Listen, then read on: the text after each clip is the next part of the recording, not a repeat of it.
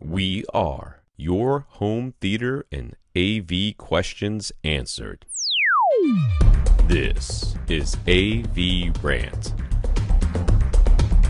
Want your home theater or AV question answered by Tom and Rob? Send it to question@avrant.com. Welcome to another edition of AVRant. I'm Tom Antry, and I'm here with Rob H. This is AVRant. It's your home theater and AV questions answered. And did you watch the Oscars there a couple of nights ago, Sunday night there, Tom? Keeping up with Hollywood. I haven't watched the Oscars since long before I stopped having cable. So I wasn't going to start. I think the last time I watched the Oscars, two of my children weren't born yet, and I was living in Los Angeles. Okay. So, well, yeah. I didn't look up ratings for the broadcast or anything. Apparently, there wasn't any gigantic controversial thing this year. So no slaps. Kudos to them, I guess. Although they didn't get their TikTok moment, which is pretty much all the Academy seems to care about these days. But anyway, if you're not familiar with the winners, I put it in the news, so you'll get to find out along with anyone else. I know everything, everywhere, all at once, or whatever the heck that movie's called. Got a bunch of stuff. That is what it's called, and it took home many awards. So good. Yes, that is true. I very much want to see that movie when it comes to one of the streaming services I currently subscribe to. Oh yeah, I guess it isn't in the States on anything that's part of a subscription yet. I don't know where it is. I don't know where it's going to go. Maybe I'll buy it. I don't know. Yeah, it'll show up somewhere. Seems like something I should buy. Yeah. All right. I guess before we get started, first of all, it's spring break. So if you hear erroneous noises or extraneous noises from my house, it is my children. Gotcha. So the two of the three are home. The third one is doing a training class for lifeguarding. Okay. Swim coaching, something, I don't know. He wants to get a lifeguard swim coach job this summer. Yeah. And he's going through training, and he's spending this entire week doing it. So that's one down, two to go. The other two are mulling around out there. They just rolled out of bed. So there's breakfast and dishes to be done and stuff. So we'll see what happens with that. All right. Clang. Anyway, so what did you watch, Rob? I'll race through a couple of things here. I watched Creed 2 after having watched Creed last week. It makes sense to do so. So overall, not as good as the first one, just in terms of feeling, emotional response to it. I wanted to mention, I think it's a really good example of, I think the script was actually good. It was a good script. It was a good story. Things made sense. All the pieces were there.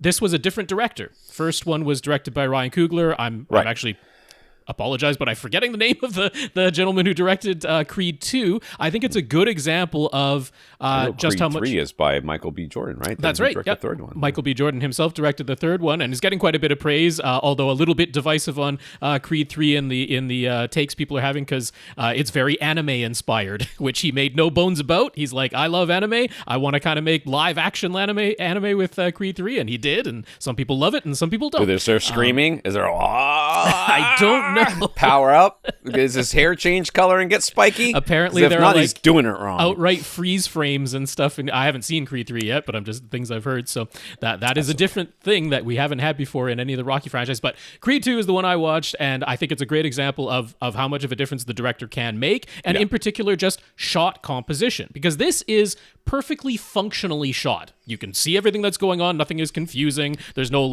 outright mistakes and crossing the line or anything like that as far as how it's all shot, but it's not shot nearly as interestingly as Creed 1 was. Okay. It makes a big difference in the emotional impact that it has. I think all the pieces are there in Creed 2, but it just doesn't land quite as well, and I think a lot of that is just the more boring and mundane shot composition and the overall direction not having that same sense of urgency and tenseness to it that the first one had. So that's my take on Creed 2. I finished up the first season, the only season so far, of Star Trek Prodigy. That is the animated version in partnership with Nickelodeon, which is targeted at a younger audience. They released the first 9 episodes to begin with, and then the final 10 episodes later on. So we're back after the hiatus, and now the entire 19 episode season is complete. It was better than I expected. It was better than the ending was was a lot stronger than I thought it was going to be based on the first 9 episodes, which got progressively stronger as it went along. And honestly, I'm really very pleased with Star Trek Prodigy. I think it's well worth watching. And if, like me, you're a little bit put off, a little bit annoyed by some of the characters, a little bit not quite into the targeted at a younger audience stuff that is there at the beginning, I say hang in there, because by the end, it's darn good. I was very impressed by it. So so good job to everyone who made Star Trek Prodigy, and check it out if you didn't think it was for you. And then the last one I want to talk a little bit about is Crimes of the Future. Which is David Cronenberg's latest that had supposedly quite a bit of controversy when it aired at the Cannes Film Festival. Now, I think it was a bit of hyperbole and marketing with the people walked out of this movie. A lot of people at Cannes, a lot of people walk out of movies just because that's true. They got stuff to do. Too much else to see. And the thing is, like, if you're, I mean, it's David Cronenberg, so yes, it's body horror that's going on, it's going to be body and horror, it's you know, things being cut open and body parts on things where they shouldn't be, and you know, like, it's not going to be a shock going into a David Cronenberg movie that is billed this way. But so I mean, I guess if you're very squeamish about that stuff, then yeah, there's some disturbing stuff in this movie is the question. Yeah. On the other hand, it's a remarkably bloodless affair for how many things are supposedly being cut open on human bodies. I'm like, where's the blood? Where there should be some blood coming out of that wound right now. In the future, we don't have blood anymore, Rob. There's something going on there. I will say the performance is very strong. Viggo Mortensen is the main character. He's really good. Does a whole performance with his voice, which is like integral to everything that's going on. That he did a really, really good job on. So all the performances are strong. Kristen Stewart is very weird and quirky in it, but that works perfectly well with the way that she performs anyway. But yeah, I felt the whole thing was a little bit up its own rear end. This seems like it is coming from the crowd of very well off, very into art. Art is life. Body is reality is like the tagline of the thing. And I'm like, yeah, like everybody involved in this was pretty far up their own rear end as far as thinking how important some of the stuff they're talking about is, when it's like, yeah, that's not really a very original idea at all that you're going on. And I mean, you're not watching this movie for the plot to make a lick of sense. It doesn't. There's no reason why the government who's coming down on the people who want autonomy of their own bodies, why any of that would make any sense. And yes, it is that blatant in terms of what type of metaphor we're talking about in this movie. It is not subtle in any way. But yeah, some of the ideas were interesting. The performances were strong. And if you're squeamish, don't watch it. But yeah, there you go. I don't think there was any reason to walk out of this movie. I never heard of it. All right, so I watched some stuff on Netflix or whatever. I don't know. I did watch something on Netflix. That was R.I.P.D, which is the Jeff Bridges and Ryan Reynolds, right? Ryan Reynolds, right? Yeah. Where Jeff Bridges is playing the part of Ryan Reynolds, and Ryan Reynolds is playing the straight man. It's a body swap? No, it's just okay. Jeff Bridges is the nonstop talking, sarcastic, snarky one, and Ryan Reynolds is not. This is like an early Ryan Reynolds vehicle. Sure. Well, I don't even think when he was trying to become like a full-on just leading man, regular type of regular guy, and not leaning into the Ryan Reynolds of it all. Yes, and it's like, I don't know, it's almost like somebody trying to do an impression of Ryan Reynolds while Ryan Reynolds was standing there just looking at him like, ugh. Gotcha. So, and the special effects, and I know it's an older movie, but I seem to remember that when this movie came out, people complained that the special effects were a little... This movie got panned. Not great. This is definitely a movie that got panned. This is not a bad movie. I mean, as far as writing goes and stuff like that, like the story is perfectly serviceable. It's just literally everything that you can do wrong in the movie, you've done wrong in this movie. I mean, they're not maybe everything, but you know, having Ryan Reynolds play the straight man is just a waste. The special effects are not great. The Jeff Bridges, like, southern old-timey voice that he does in some of these things. Does quite a bit. He does it, I guess he did it in this I don't know, one of those where he plays a knight or something. He always has this weird gravelly thing. Like, I only have two feelings about that man when it comes to acting. I either love his performance or I'm like, oh my god, this is just Well, This at is least just he makes cringe. a choice and sticks to it. You got to give him that much. And I mean, I know a lot of people like what's the movie, the stupid movie where he walks around in a bathrobe and drinks White Russians all the time. Big Lebowski? Yeah, I could not stand that movie. Okay. But his performance was perfectly fine in that movie. I thought he was great. But all of these movies where he does this weird accent, which he does quite a bit, I just can't stand him. So overall, I mean, it's got some good explosions, I suppose. Don't watch it. Not quite as bad as the panning would lead you to believe, but also still not great. And there's a sequel that Netflix is trying to get me to watch, R.I.P.D 2, which neither of these people are in it. So it's a completely different group of like straight from TV actors, like actors that from TV shows are in this. At least the one that I recognize. Son of the Mask. Yes. Felt very much that way. Or like Blade 4 or whatever it was. The one that I think there was another one that, anyways. Was there after Trinity? I don't remember. I honestly don't remember. 1917 was the other movie I watched. Okay. If I had a code, I might have redeemed it. Right. And then seen this movie online, which would have been great. If that's the way I had watched it. If such things had happened, yes. If such things had happened. Watched it with the family that was in here, which was my wife and my youngest son, who came in later, so he was a little confused, but it's not that complex of a movie. What a great flick. 1917 is just, and every once in a while I look at my wife, I go, there's a cut. So yes, this is the one that is shot to look like a single take through the whole movie. Yeah. The whole movie looks like it's and every once in a while they walk through a dark doorway or they pan in front of a rock or something. Or something I'm like, walks there's a in cut. front of the camera. Yeah. And, but like so many scenes, I mean, I just can't believe that they weren't just one big long take. Right. There was so much of that where there was a character's face, an actor's face on the screen for the entire time. I mean, it just went so good. Very engaging. Any of those so-called hidden takes, I mean, fair enough. Obviously, you were not literally shooting the movie in real time in a single take. That would be impossible. So really well done. A lot of emotion there. You could really see, and they. So speaking of body horror, I mean, this is 1917, so it's during the World War I, and there's trench warfare, and I mean, they didn't shy away from the carnage. They didn't shy away from the death that is there. So it's certainly like, but you're so engaged with the characters that it's not like, even my wife, who tends to be kind of squeamish about these things, she didn't look away. A lot of times she'll cover her eyes or look away if something gets gross, but she didn't look away because she was so engaged with the character or characters, and just really, really well done movie. So really very much enjoy it. If you haven't seen 1917, you absolutely should. Right. It's very, very good. All right, let's get to this podcast. This is AVRant, the podcast that answers your home theater and AV questions. Get your question answered. All you have to do is ask us by emailing us at question@avrant.com. Go to our website, find our show notes as well as our Flickr album, so you can follow along with the pictures that we're talking about, if there are any pictures. Usually there are. Facebook.com/AVRant podcast, YouTube.com/AVRant. You can contact Rob directly, rob@avrant.com. His Twitter's at First Reflect.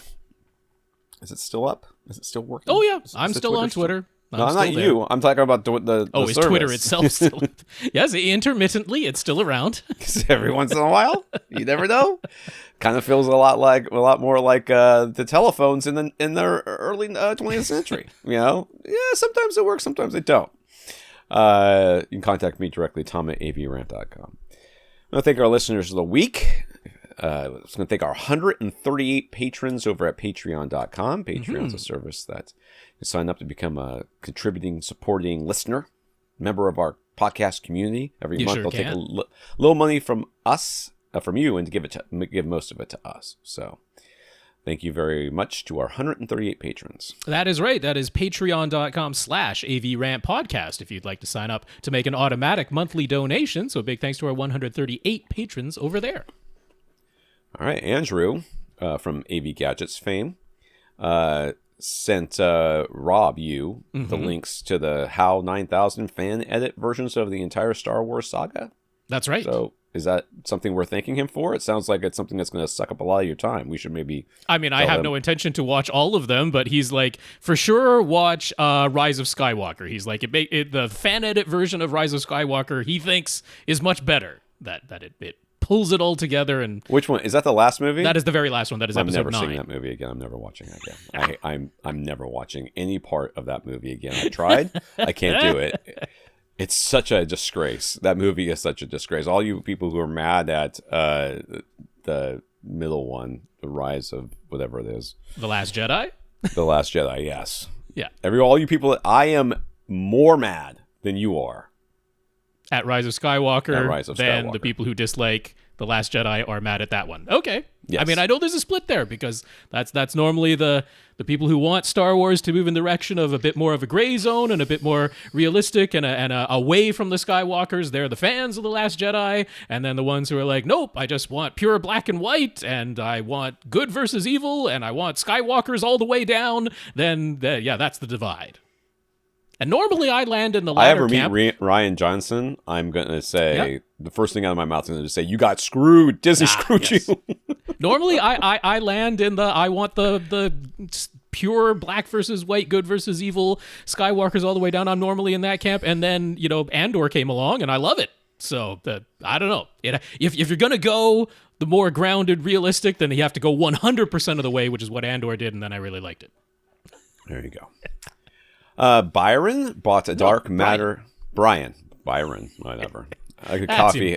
Either the coffee is kicked in too much or not enough. Transposing a couple letters there. That's all right.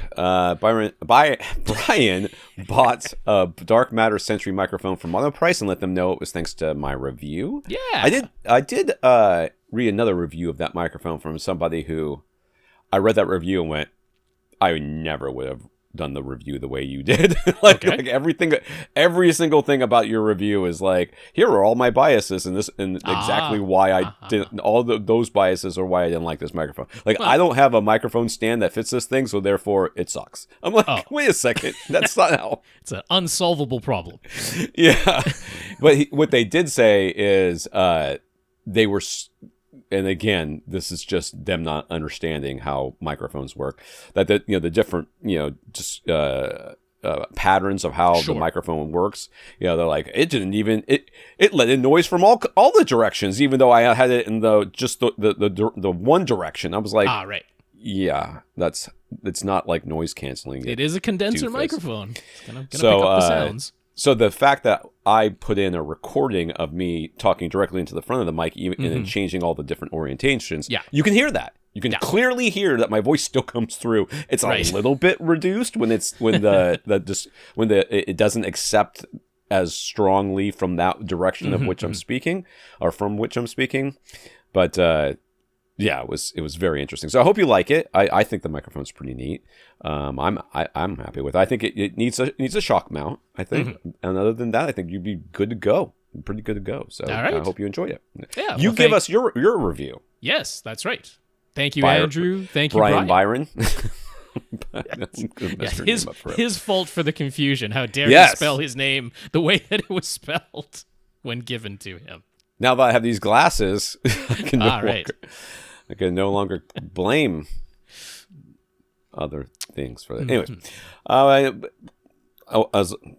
we also got some notes of gratitude for keeping the podcast going through, I think, the near collapse of the economy. Is that what happened this week? Well, I mean, two small banks that took on risky lending practices, and what do you know? Didn't work out for them, but they need the bailout. But these are the same people that are going to vote against bailing out, college students. I mean, they got totally screwed by they didn't like high the tuition fees. Yeah, I mean, they hated the regulations that the Obama administration brought in after the financial collapse of 2008. They hated those regulations, and they lobbied to have them removed, which they were with the previous administration. And then, lo and behold, they discovered why regulations exist, and the fact that they failed means that they must have been leftists, because that's the only way that a bank could fail. So it's a very weird roundabout logic that's going on over there. But in general, it turns out risky lending practices and having not enough liquidity to cover the things in case people want their money back is not a great way to run a bank, turns out. I'm no banker, so what do I know? But well, I mean, the main problem is you got to take away those regulations. Then it would all be fine. It would be fine because greed has never ever led anybody to make a decision that would hurt somebody else. We never create rules based on something having gone wrong in the past and trying to avoid it going wrong again, the same thing in the future. That's never the way we make rules. We only make them to punish people, Tom. Only reason. You're a Canadian. You're like socialist by nature. We can't listen to you, Rob. Sorry. Government and banks that we generally trust to, not it's far from perfect, but more or less do their jobs. Pretty good trust in them. It's a crazy idea, I know. I don't know. I think you're going to have to write some sort of book about this because clearly this is a new idea that no one's ever thought of before. So we got notes of gratitude from Gurinder, Bertrand, who's and both Gurinder and Bertrand gave us a heads up about the Fosse amplifiers being on sale at Amazon Canada. Yes. So all you Canucks.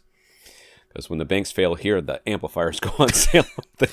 Don't think that had anything to do with it. I see a causal link. More like a tanker ship finally arrived, and they're like, "Oh, we got a ton of these things." Yeah, you can fit a lot of Fosse amps on a tank in one one container. Yup. David just got back into listening to our podcast for some reason. Back in 2020, his daily commute to work got way shorter. What could it have been? I don't know. You were the only one, David. No one else could commiserate. No one else experienced this. It was probably your due to financial. Must have been. Some sort of financial. Too many regulations were still in place. That's right. The regulations weren't. Anyways, his daily commute to work got way shorter, which meant he barely listened to any podcasts anymore. But before that, he'd been a listener since the Dina days, and now he's back. Sorry that you're commuting to work again. I think that's what's going on. It's putting the pieces together, reading between the lines. And Alex. So we got Bertrand, Gurinder, Bertrand, David, and Alex. So thank you for thanking us. That's right. I'll say the names one more time. It's a short list this week. Gurinder, Bertrand, David, and Alex. Thank you all very much for sending us your notes of gratitude for keeping the podcast going through all the things that might happen. We remain steadfast, and we're steadfast. We are your rock. Weekly dose of getting away from some of it, although we can't help but comment we do bring some it up of the things every going once in a while, unfortunately. We're humans in the world. What do you know? We comment on the news a little bit because that's what's going on. But anyway, the notes of encouragement are definitely appreciated because not everybody loves us, and some people let us know that they don't love us. So it's nice to have the people who say, "Hey, thanks for being around." Say that every once in a while. It is a nice feeling. So specifically me. I get some too. I got my own email address. So there you go. By the way, all hate mail. We do have a dedicated email address for hate mails. Address for complaints. That's right. Lee at AVRant.com. Lee at AVRant.com. A fully functioning email address now. And that is where the negative where that goes. Negative messages should all be sent. Lee at avrant.com. Any suggestions for us not to talk about specific things or talk more about specific things or to remove one of us from the podcast? Lee at avrant.com. There you go. But big thanks to everybody who continues to listen and send in your questions. All right. In the news, the 95th Academy Awards were presented this past weekend, and Everything Everywhere All at Once cleaned up. It won Best Editing, Best Screenplay, Best Directors, plural. There were two of them, yes. Okay. Acting awards went to Jamie Lee Curtis for Best Supporting Actress. I know who this guy is, but I can't say it. Ki Huy Kwan? Ki Huy Kwan, yeah. Okay, Huy Kwan. For Best Supporting Actor, that's the guy from the Goonies, from those of you that are living on a rock. Or Short Round, all the way back from Indiana Jones. Yeah. Yep. And Michelle Yeoh for Best Leading Actress, and it took home Best Picture. Yeah. The Whale took home awards for Best Makeup, and Brendan Fraser won Best Leading Actor. RRR is an Oscar winner. For those of you that haven't seen it, check it out on, I don't know where it is. Is it Hulu? I mean, it was Netflix up here. Well, maybe it's on Netflix. Pretty sure it's on. If you haven't seen this movie, it's not the most quintessential, like Bollywood type movie, but it touches all the bases. And of course, there's now the crowd who's like really into Indian cinema, and they're like, why is everyone going nuts for this particular one? There's other Indian movies that are better than this. I'm like, just be happy that people are really enjoying a movie like. Yeah, just sit around for a little bit until and then you can get to the point where the comic book nerds are, where they're like, "Well, you're a fake fan because you haven't read all the originals or you haven't seen this movie or whatever." Who cares? For RRR to be an Oscar-winning movie, I think is kind of remarkable, kind of amazing, and their whole team is over the moon. So there you go. I like it. So they're taking home the award for Best Original Song for Not To. Mm-hmm. That was Black the very Panther high-energy dance number. That was that one where they were dancing in a circle. Kind of like a battle, yeah. Yeah, dance battle, right? The dance-off thing. That was crazy. That was great. In fact, you could just look at that movie and go, that was crazy. And it literally applies to almost every single scene. That's right. But in it the is best the fastest 3 hours of your life. Yeah, that does not drag. And the energy is up. I just every time I think about that movie, I want to watch it again. It puts a smile on your face. It does. I mean, is there anything better? It's so nuts. Black Panther: Wakanda Forever won for Best Costume Design, which is something. Avatar: The Way of Water won Best Visual Effects, and Top Gun Maverick. Yes, I didn't see it, so I don't know. And Top Gun Maverick won for Best Sound. Also well deserved. So there you go. Honestly, I mean, I thought what was interesting this year is it really was popular movies taking home the awards. Now, I don't know if that was a concerted effort on the part of the Academy to do specifically that, but like, you look at all these movies, these are movies that either were, really widely watched or really widely praised. And it wasn't a bunch of nobody's ever heard of these movies and nobody's seen these movies winning all the awards. It's like, nah, this is popular fare, and didn't shy away from movies that, raked in all the money. They're like, yeah, they also did some really good things. Like, it's remarkable how a movie like Top Gun Maverick, has really good technical aspects to it in addition to being a very entertaining film. It's like, sometimes the money really does show up on screen, or in this case, in the sound, which very well deserved. It absolutely deserved to win that. And Netflix is All Quiet on the Western Front won almost everything else. What is that a show? It's a movie. It's a movie? Yeah. It's in German. Is it based on the book? Isn't that a book? Okay. It sure is. All right. I don't remember reading the book if I did, which I might not have. And that's good, I guess. Including Best International Feature. Congrats to all the winners and nominees who now can finally sleep easy knowing that we have congratulated them. They were waiting for this moment. They sure were. Yeah. They've been up since Sunday night. So back at CES, Roku announced they would start selling their own branded TVs this year, and now they're here. They are being sold exclusively via Best Buy in the United States, and they've got 3 series. And thank goodness, because Roku had their money in Silicon Valley Bank. 25% of it or so. Yeah.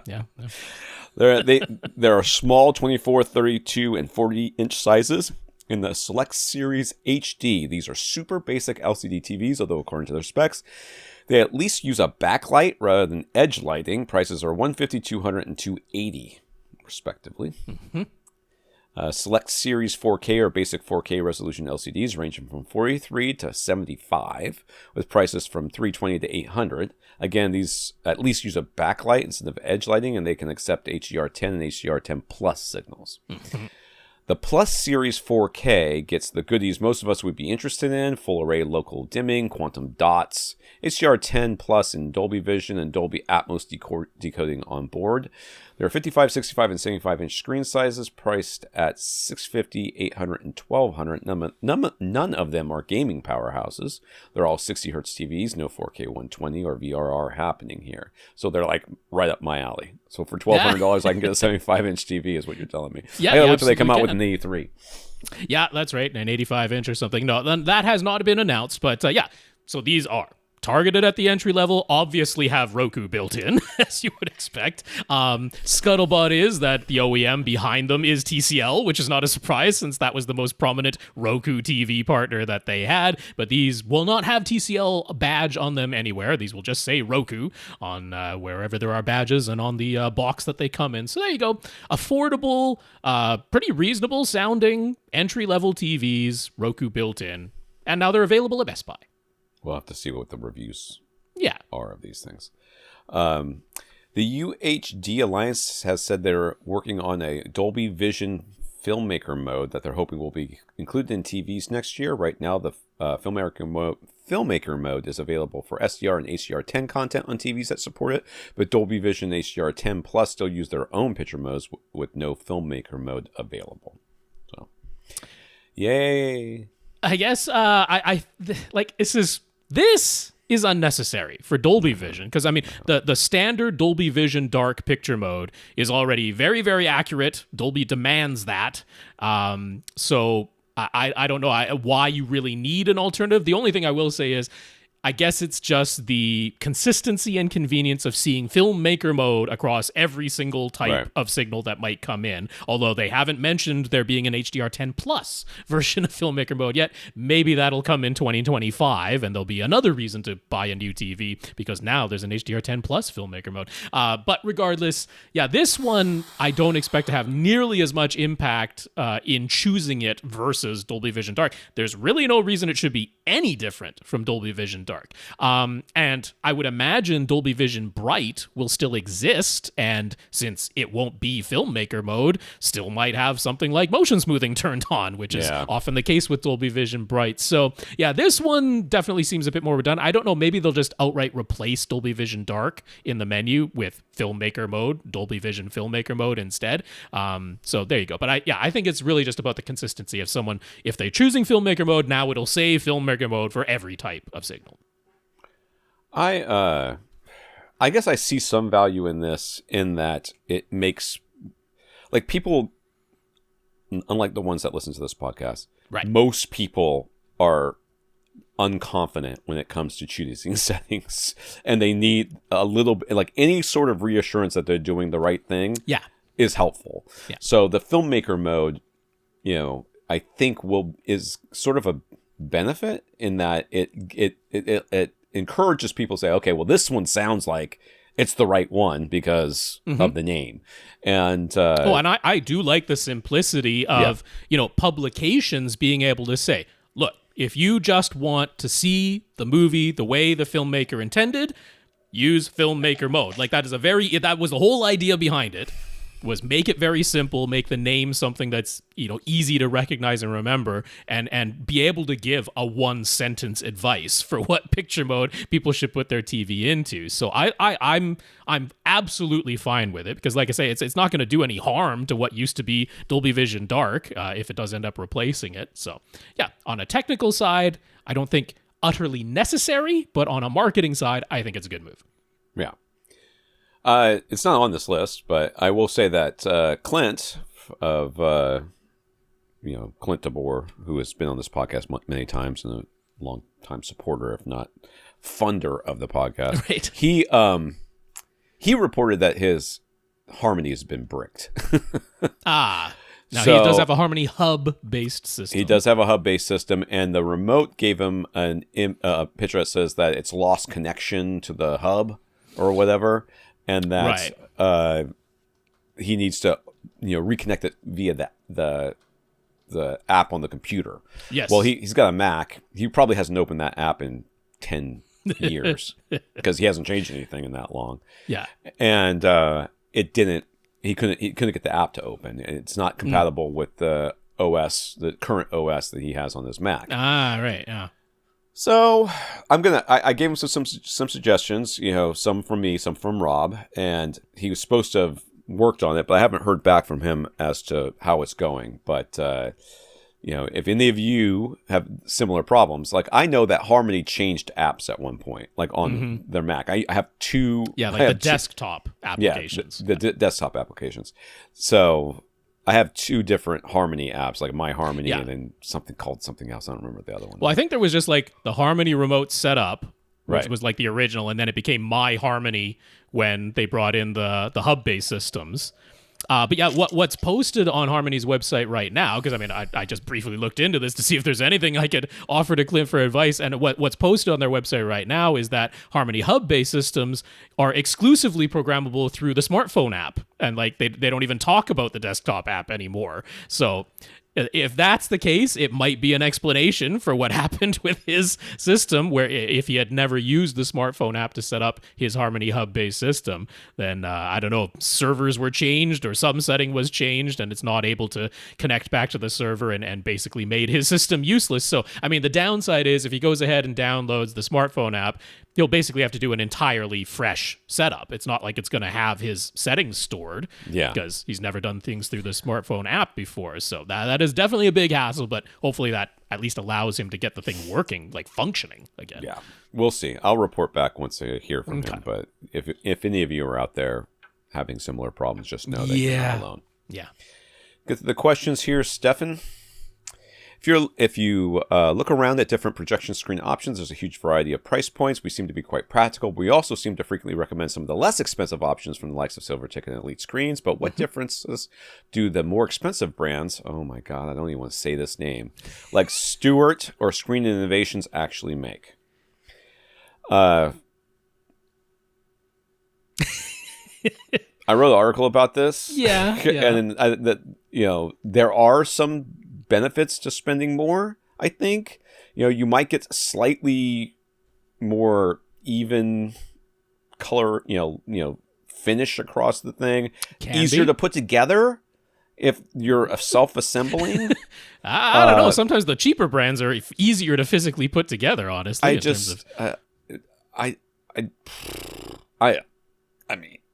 We don't see a lot of value, which is why we tend to recommend the Silver Ticket. And if Silver Ticket doesn't have something that we like, then often Elite Screens does. I mean, you can even look at the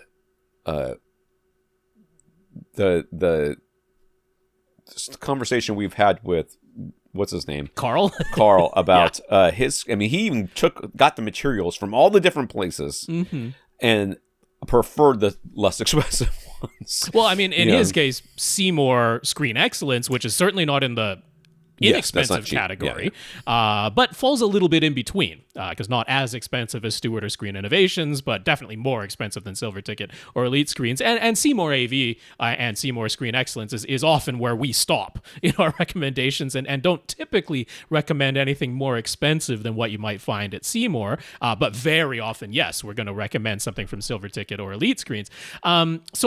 I mean, here's the thing. Like, back in the day over at the Wirecutter, when Chris Heinonen still worked there, and before they were bought up by the New York Times, when the Wirecutter was doing their best work and working a bit independently back then, I mean, he did a really extensive one. And then there was also like a big just objective test report that came out that tested a whole bunch of different screens. And, I mean, what both of them indicated was that screens that you might find from Stewart Film Screen, if you are talking about having a reference level screen, like exactly what is projected onto this screen in terms of color and in terms of contrast and in terms of, the accuracy of the color that is reflected back, it is like the best. There is essentially no shift to the color that goes onto that screen and then gets reflected back. If they say that it is a 1.0 Lambertian diffuser, meaning that it scatters light perfectly evenly in every direction, then it really is. Or if they say this is a 1.3 gain screen, which means that, it isn't reflecting light completely evenly in every direction. It is reflecting a little bit of extra light back towards where it came from. That's what positive gain or higher than 1.0 gain means. Then that's bang on. That tends to be the case with the really more expensive brands. Stewart Film Screen in particular. What they say on their specs, it measures exactly that. And when they say this is an absolutely neutral screen, no color shift whatsoever, it really is. So when it came to brands like Silver Ticket, if you're talking absolute out and out accuracy, it didn't measure perfectly the way that, say, the Stewart's Film Screen did. But the difference was so small, and it was the sort of difference where, okay, let's say you're just projecting pure red, pure green, pure blue, and you measure what came directly out of the lens of the projector versus what got reflected off of the screen. Now, a Stewart Film Screen, that was like 1-to-1. It's exactly the same coordinates of colors coming off of the screen as what came directly out of the lens of projector. And with the Silver Ticket, it wasn't quite exactly 1-to-1. But it was such a small difference that A, it's not really visible to your eye regardless, and B, you could very easily calibrate the projector to compensate for the tiny bit of color shift that might be present. So even if you're trying to use a projection screen as a reference mastering system, it wouldn't be quite as easy as put your light meter directly in front of the lens of the projector and calibrate the colors that way and then know that your screen isn't going to change that one iota. This is, you would have to measure the reflected light coming off the screen, adjust your projector a little bit, but you still get to the same end result. What I'm driving at is, it's not that going to screens as inexpensive as silver tickets and elites means that you're creating such an inaccuracy that you can't compensate for it. The inaccuracy is measurable. It exists. But it's such a small inaccuracy that it's easy to compensate for if you're willing to calibrate your projector whatsoever. And even if you don't, the difference is so small that your human eye can't detect it. Well, that's what it really comes down to, right? I mean, and so I did write an article about this when you're talking about different, expensive versus inexpensive screens, and it starts to make more sense to buy the more expensive screen once you get into a screen that's doing something other than just being white and being on your wall, right? Yes. When you start talking about tab tensioned, drop screens, start talking about acoustically transparent or ambient light rejecting, then it makes more sense to start looking at these more expensive screens because the technology is harder to implement properly, and it can make a big difference as to whether or not you see a weave. There can be differences in the physical frames, right? Now it's not the screen material, but the frame, or particularly something like if you want a motorized one that recesses perfectly flush into your ceiling, right? You don't see the case whatsoever. Now, the thing is, even the less expensive brands like Elite Screens, they have offerings in those categories, and they're still really good. So this is like, again, it's like when you care more about having the absolute perfect finish on the frame, the absolute flush into the ceiling where there isn't a hint of a seam, like it's that top-notch fit and finish, which, look, there's value in that to certain customers, and you end up expecting that the huge diminishing returns in terms of how much more cash am I paying. No, it is not 10, 20 times better, even though it's 10, 20 times more expensive. It's a tiny bit better, but you kind of have to pay that to get the maximum fit and finish type of thing. So that's why for us, we're like, look, the value is very clearly in the much less expensive ones, because do they measure absolutely flawlessly? No, not quite, but it's quite easy to compensate, and you're never going to notice it with human eye anyway. Is the fit and finish absolutely stellar perfect? No, but you're also not sitting within inches of your frame. You're sitting several feet away, and you can't see it from there. So we think the value lies there. And then when we want that in-between tier, where you're getting maximum performance, particularly for acoustically transparent, which is where Seymour AV really excels, is acoustically transparent. They are in acoustical transparency and picture performance right up there with anything like Stewart or Screen Innovations or Screen Research or any of the more expensive brands like that. And that's why we love them, because they are consumer direct. Seymour AV is consumer direct. They are passing those savings on to you, but they aren't as inexpensive as Silver Ticket or Elite. So we think that's a great middle ground to stop at for what we're generally talking to individual home consumers, right? So and we think that's the place to land. So there you go. I'm not saying there's zero that they have no value in the world whatsoever, these more expensive brands, but I'm saying it's a pretty particular thing, and you have to be willing to say, it's a tiny bit of difference that I'm paying a lot more money for. And that's where it comes down to. I also wrote an article about best practices on AV gadgets, and the idea behind it is you can squint at the numbers and make a case that something is better than something else. But what Rob just said is really the litmus test. The litmus test is, I sat in the room and couldn't tell a difference between the two things.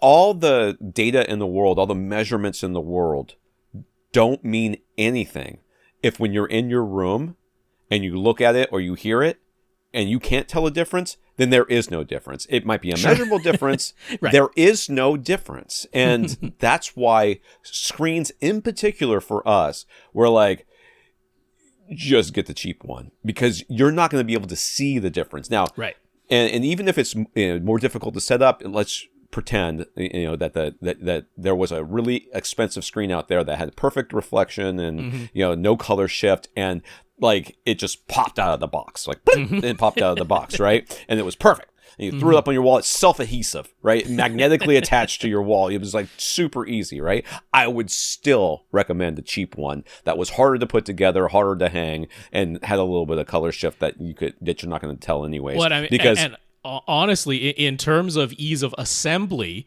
I would put Seymour at the top of the list. Yeah. I think their method of attaching the screen to the frame and just the construction of the frame itself is as good and as easy as it gets, in my personal opinion. They just use a rubberized O-ring system, which it's so much easier because you are tensioning that screen. Yeah. And it isn't always the easiest thing, whether you're using a spring and rod type system or which is what I did, and it was hard to put together. I mean, it wasn't easy. You only have to do it once. But you just do it once, and you never touch it again. That's right. And I mean, I especially hate the ones that you have to use a spudger and push the screen material into like a gripping claw type of thing, like a stretch fabric wall system. Similar to I hate that system. It's hard to get it perfectly seamless and smooth and evenly tensioned manually using that system. And some of the most expensive screens use that system.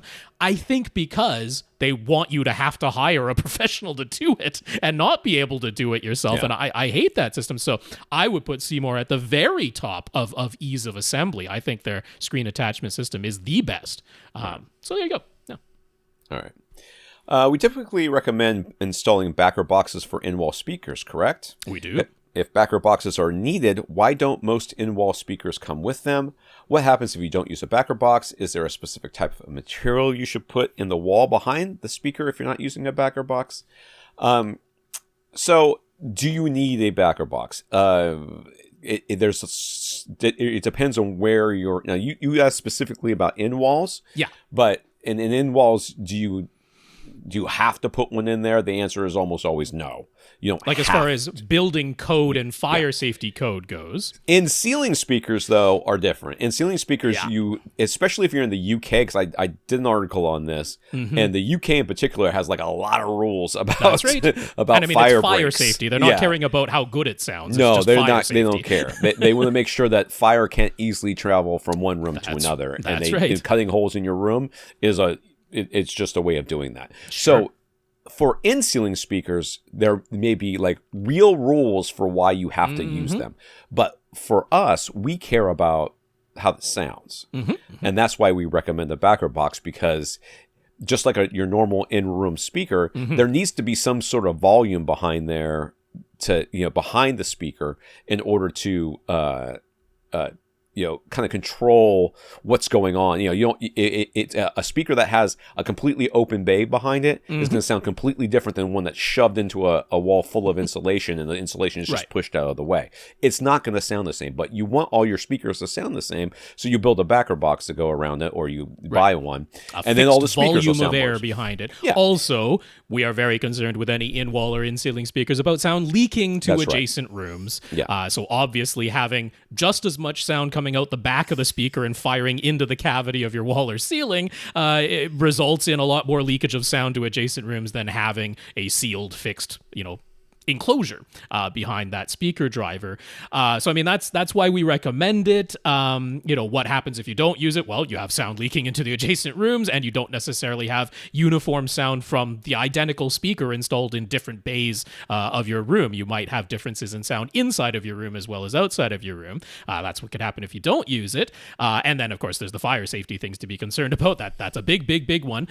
So why don't they just come with them? I mean, we wish they did, to be perfectly honest. But honestly, I think it's just inertia because where they started was they took car speakers and just started putting them in walls. The earliest home installers were just taking car speakers and installing them into the walls, and that has just kind of stuck around all this time. Remarkably, just hasn't really changed in all these interim years, and it just kind of became, well, that's what an in-wall or an in-ceiling speaker is. It's just a bare speaker driver, and you put it up there, and that's what it is. And it seems like a bunch of companies just never got out of that line of thinking.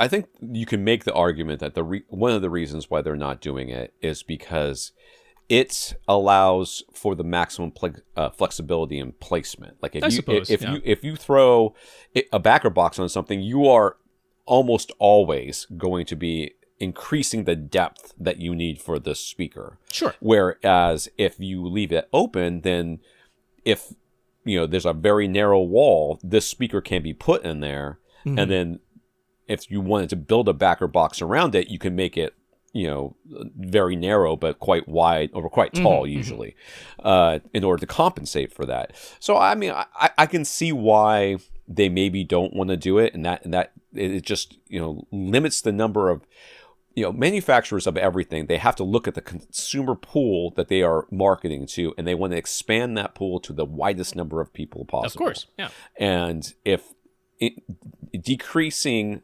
or increasing the depth required for a speaker to go into a wall will reduce their consumer pool, then that doesn't make them any money. That makes them less money. It makes more sense to offer either no backer box or just another back, as an extra sale for those that want them.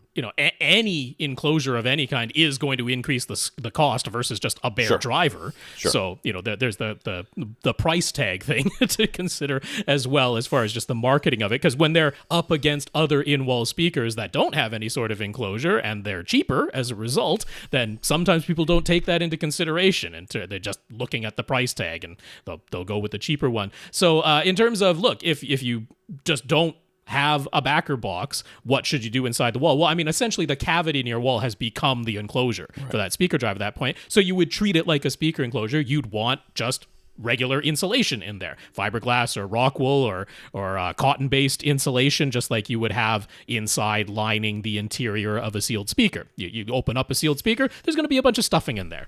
Very often Dacron or a cotton-based or something like that. But yeah, just regular wall insulation. You'd want to have the bay of your wall filled up with that at the very least. But yeah, the idea is that if one of your speakers has that and another one doesn't, for whatever reason, then they're going to have a different sound inside of your room. So that's why we prefer just having a sealed backer box, and then they sound uniform. Next, he asks, when it comes to sound absorption, is there any difference between Owens Corning 703 and rock wool insulation? And functionally and measurably, there really isn't. It's basically the same. Yeah, I mean, that's a similar case of you can measure teeny tiny little differences between them, but effectively in terms of they're being a broadband absorber, you're making some DIY sound absorption panels. Go ahead and cheapest one. Feel free to use. Or the one that's accessible to you, because a lot of times that's right. In your area, you'll have access to one and not the other. Yeah. You're like, well, I guess this is the one I'm going with. Yeah, like Roxul, widely available in Canada, and then I hear from people in the US all the time, like, it's hard for me to get Roxul. I don't know why the distribution is like that in some areas, but there you go. Yeah, so that can be the case. But yeah, if you're worried that, I have to use specifically Owens Corning 703, even though Roxul is much more available and less expensive to me, go right ahead and use the Roxul, or vice versa. Or if you have the recycled blue jeans type of material, the recycled cotton, that works just as well in terms of being a broadband absorber. Right. Lastly, he says some projectors have motorized lens covers, but it seems like most do not, even some quite expensive models. Is it bad to just leave the lens exposed? Are people really putting manual lens covers on their projectors whenever they're not in use? He can't honestly picture people doing that, especially when the projector is ceiling mounted. I've never, in the history of ever, people definitely are not seen somebody put a manual, like you might I'm as sure well just somebody throw those out there things away. Well, the situation in which I might see this happen is if you have one of those systems where we mostly use the TV that's at the front of the room, but every once in a while for a movie night we'll drop the screen down, and then whatever, and that only happens twice a year or something ridiculous like that. But I have never experienced that or seen anybody who has that kind of setup, because why would you have a projector and a big old screen if you're not going to use it? Yeah. So is it bad to leave it out? No. I mean, they're kind of made to do that. Don't touch the lens. Don't scratch the lens. As long as nobody's touching the lens, it's not really going to be an issue. Yeah.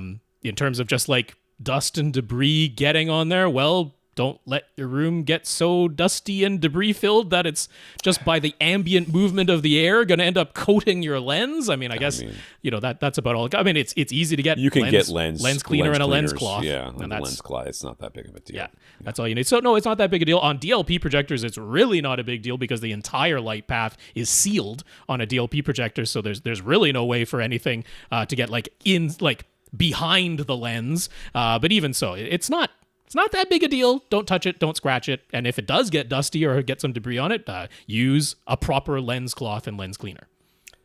Alex. It seems Alex's question somehow got missed, so let's get to them now. Yeah. Who is this Sorry Alex about person? that. Who is this Alex person? Why Maybe are they it demanding happened of during us? the server switchover, not out of the question, because I know we had some emails that bounced back on people back then. But regardless, not intentional, Alex. I'm sorry I missed it somehow.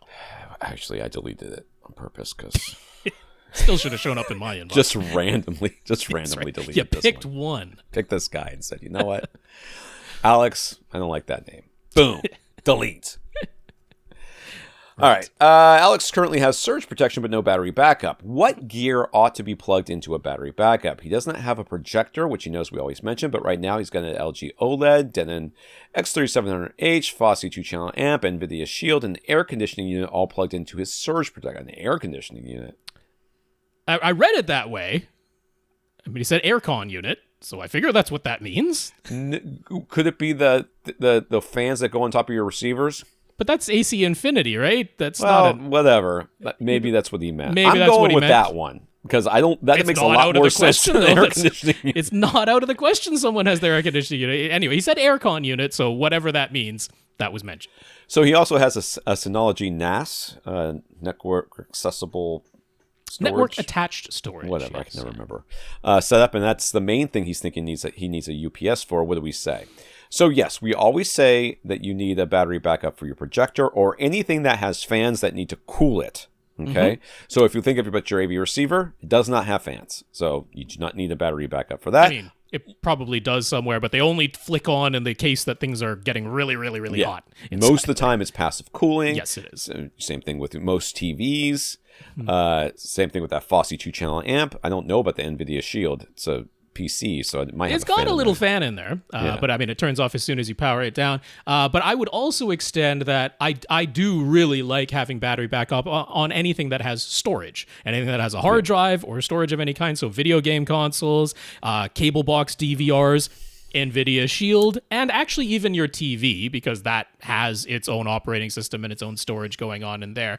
And I really like having some battery backup on anything that you never know. It might be downloading something in the background. It might be moving some files around to defragment his drive, whatever might be going on there. I really do like having a battery backup on anything that uses storage. I would definitely want a battery backup on my NAS, on my network attached storage. Yes, that's for sure. For sure want battery backup on that. So like your amplifier, if your Fosse amplifier loses power, not a problem. It's not going to be an issue, and I don't imagine it's powering anything so important in your system that it's even really going to be the biggest deal to lose power to that. That doesn't have to be plugged in there. Your AV receiver, I mean, obviously you're going to lose picture and sound with all the signals being fed through there, but not the end of the world if power just cuts on that. And of course, that is something that's going to be using potentially quite a bit of wattage, so that could draw down the battery quite quickly if it is connected to the battery backup. So if you were to leave anything out, it would be those two things. If what you called an aircon unit really is like an air conditioner, like a portable air conditioner or a mini split system or something like that, I would attempt to have that on a separate circuit from all of your electronics, if at all possible. I can't believe that everything doesn't flicker or make some sort of weird noise or beep or whatever whenever it kicks on. If it's a true anything AC with a unit. motor or a compressor. Oh my god, the big draw when it kicks on. That's right. It would be bad for everything else. I wouldn't want my dishwasher or my washing machine or my furnace or anything connected to the same electrical circuit as my electronics for the same reasons. So if that's what it is, if however it was what Tom is suspecting, it's like AC Infinity fans or something like that, then those are such a tiny power draw that's absolutely fine to have on a battery backup. So it's the things with, exactly like Tom said, cooling fans, and I would say things with storage. Those are what I want to have plugged into a battery backup. Yeah. I'll be honest. I got super lazy and irritated because we were having flickering power issues a couple of months back, and I went and plugged everything into the battery so it wouldn't, because it wasn't kicking off. It was just we were just having these weird little dips as they were. This was I don't know. They were working on something, and it was screwing up the electricity in the neighborhood. Yeah, and I got irritated, so I plugged in the receiver, the Xbox, and the projector, which was of course already plugged in there, and the other amp that powers the overhead speakers all into the battery backup, just so that I didn't have to worry about things kicking off. In my neighborhood, we've got high rises being built all around me, and there's frequent power fluctuations, including like fully power shut off, not for long durations, but power fully shut off. And like in my place, I think the only thing is like my microwave clock and my stove clock. Those things end up blinking at me, and pretty much everything else other than like literally my lights is on battery backup in my place for that reason too. So I'm right there with you. How large of a UPS does a home theater setup typically need? What features and specs should you be looking for? And do they always provide surge protection as well? The last question is, I have never seen a battery backup that did not provide other protection. Yes, certainly none of the ones that we've ever recommended lack surge protection. They of course, for home theater, the IO Gear UPS that I reviewed, I'll link up in the show notes, is certainly apropos for most home theaters. The thing to remember about your home theater, okay, is it can take a lot of power, but it's the point of the UPS is not so that you can finish watching your movie during a blackout. The point is that so that you can power everything down safely, and then the battery will run itself out eventually.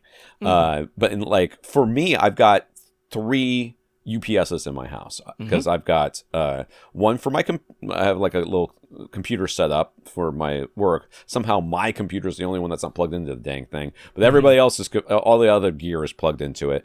I've got one of the not battery backup outlets for my computer, so my computer shuts off every time the power fluctuates. I've got one for my modem and router setup, which is in a different part of the house, and then I've got one in the home theater. And those other 2, they'll run for a couple hours, depending on what's going on, after we shut everything down. And here, I think maybe I could get 20 minutes out of it at any sort of, massive power draw or whatever, normal power draw. Because, we're not using that many watts, honestly. I could probably get 20 minutes, maybe more, but I'm never going to, because the minute that the power goes out, I'm going to turn everything off. That's the whole point. And then it'll last for a couple hours as it keeps everything in standby mode. So, so, to me, there's 3 things that you're looking for. And there's not necessarily a right and wrong answer, just 3 things that I'm looking at when it comes to the exact model that I'm going to purchase. One is just the size of the battery. How long do I want things to run? So, if this is about just being able to safely shut things down, then you don't have to go nuts. It doesn't have to be this gigantic battery. But one thing that I like in my system, I still have a cable DVR. And I like for that to be able to continue doing whatever recording I've set, even if there's a blackout at that time. So I want one that can continue running my cable DVR for 2 hours or so. So I'm not going to get one of the really little battery backup units for that, because then it would be turned off in 15 minutes. So that's just going to be a consideration. How long do you want things to be able to run? And every UPS, if you look it up on the manufacturer's website, will have a runtime chart that'll say, if you're using this many watts, this is how long the battery is going to last. So you can make a choice there. I'm going to look at power factor correction power supplies in any of my devices. That's more and more common in particularly computer systems. But some devices like our game consoles are using those now, power factor correction power supplies. And those don't do particularly well with the stepped approximation of a sine wave UPSs. You can have some fluctuations in those. So that's where your pure sine wave battery backup can be a benefit, is with those power factor correction power supplies. So in particular, if you're doing this for like a high value computer system, like something you really don't want there to be any glitches, might be worth your while to consider that, getting a pure sine wave on that one. And then the last part, the last factor that I would sort of look at on this type of thing is all the other things like the voltage regulation, which almost always comes along with it, but just how many of the outlets are battery backup versus surge only, because many of them are that, just how many outlets you have in general, because you want to make sure that you can't just say, oh, it's a battery backup unit and it has 12 outlets, so I'm going to be able to plug 12 devices and they're all going to be battery backup. Right. Now you got to make sure, like a lot of them, 6 of those outlets are the battery, 6 of them are surge only. So it's just a thing to pay attention to, as well as just the total amount of current that it can supply. So if you are plugging something like a subwoofer or a high power amplifier into it, you got to be aware of how much power can be drawn through that, including many of them are limited to 10 or 12 amps is all that they can supply. And if you need something that might be drawing the full 15 amps of an outlet, which is generally only going to be a high power audio amplifier or a subwoofer or something like that. That's why amplifiers, subwoofers, we tend to say, as the manufacturers say in their own manuals, plug those straight into the wall or make sure it's going to be just into a surge protector that lets through the full 15 amps because you don't want to choke the current on devices like that. So those are the things to look out for, and it's going to depend on what you're planning to plug into it. That's right. David says we coached him. We didn't do the last where what would we recommend? Oh, I thought you just did that. Oh, what are the go-to brands and models of UPSs these days? I mean, we still recommend APC, even though they don't make home theater specific gear. Of course, the IO gear one that I reviewed is easy to recommend. It is like just read the review. It'll tell you everything I thought about it, and nothing that has transpired since I wrote that review has changed. It still holds up. I still have the same issues with it in that. But it's not super cheap. The IO Gear one. It's not. But got a decent price to it. What was that one? It was like $600 or something like that. Something like that. Yeah. There's 3 different models, or 4 different. Yeah. Three or 4 different models, and then you can daisy chain like additional outlets to it, right? So that and with more battery capacity too. Right. So you could. I mean, it's definitely built for home theater and for custom installers. Right. But so it is a little bit pricier, but it also won't look like the ones that Rob's going to recommend, which all look like they built for computers because they are. Yeah, they look like towers. In fact, they look like they're meant to go like alongside your PS5 or something, right? Standing vertically. They've got that type of form factor. So APC, right now, I like pointing people to the Gaming Performance Series. These have specific model numbers of BR and then how many volt amps they supply. So there's a 1000 or a 1350 or a 1500. So a BR 1350 MS. That's the exact model number that I would point to. And in particular, I like pointing to the 1350 because that has enough volt amps, enough wattage to power almost anybody's typical home theater for a solid 20 minutes or so if the power goes out. And then once you power everything down into standby, it can run your cable DVR for a couple of hours at least, but without costing nearly as much as the 1500 volt amp one does. There's a pretty big price gap between the 1350 and the 1500. They also do have the BGM 1500, which really is targeted at gamers. It looks like an Xbox. So that's the one there. Then I would say if you want to just get something that's much less expensive, it really is just for your modem, right, that you want to be able to keep running when there's a blackout. And it's not drawing a tremendous amount of power, and that's like the only device you got plugged into it. It doesn't really make sense to get the pure sine wave, much longer battery life gaming performance from APC. So I would easily point you to their regular back UPS BE850. That's a really nice unit, goes for just over $100, and does a really nice job on something like that. I will also say Amazon's Amazon Basics battery backup for the same purpose, a little bit less expensive, about $80, about $20 less expensive than APC's BE850, and very similar. It's 800 volt amps instead of 850, but that isn't going to really make a difference there. Honestly, the Amazon Basics is a perfectly fine unit. That's one of those ones where half of the outlets are surge only and half of them are battery backup. There you go.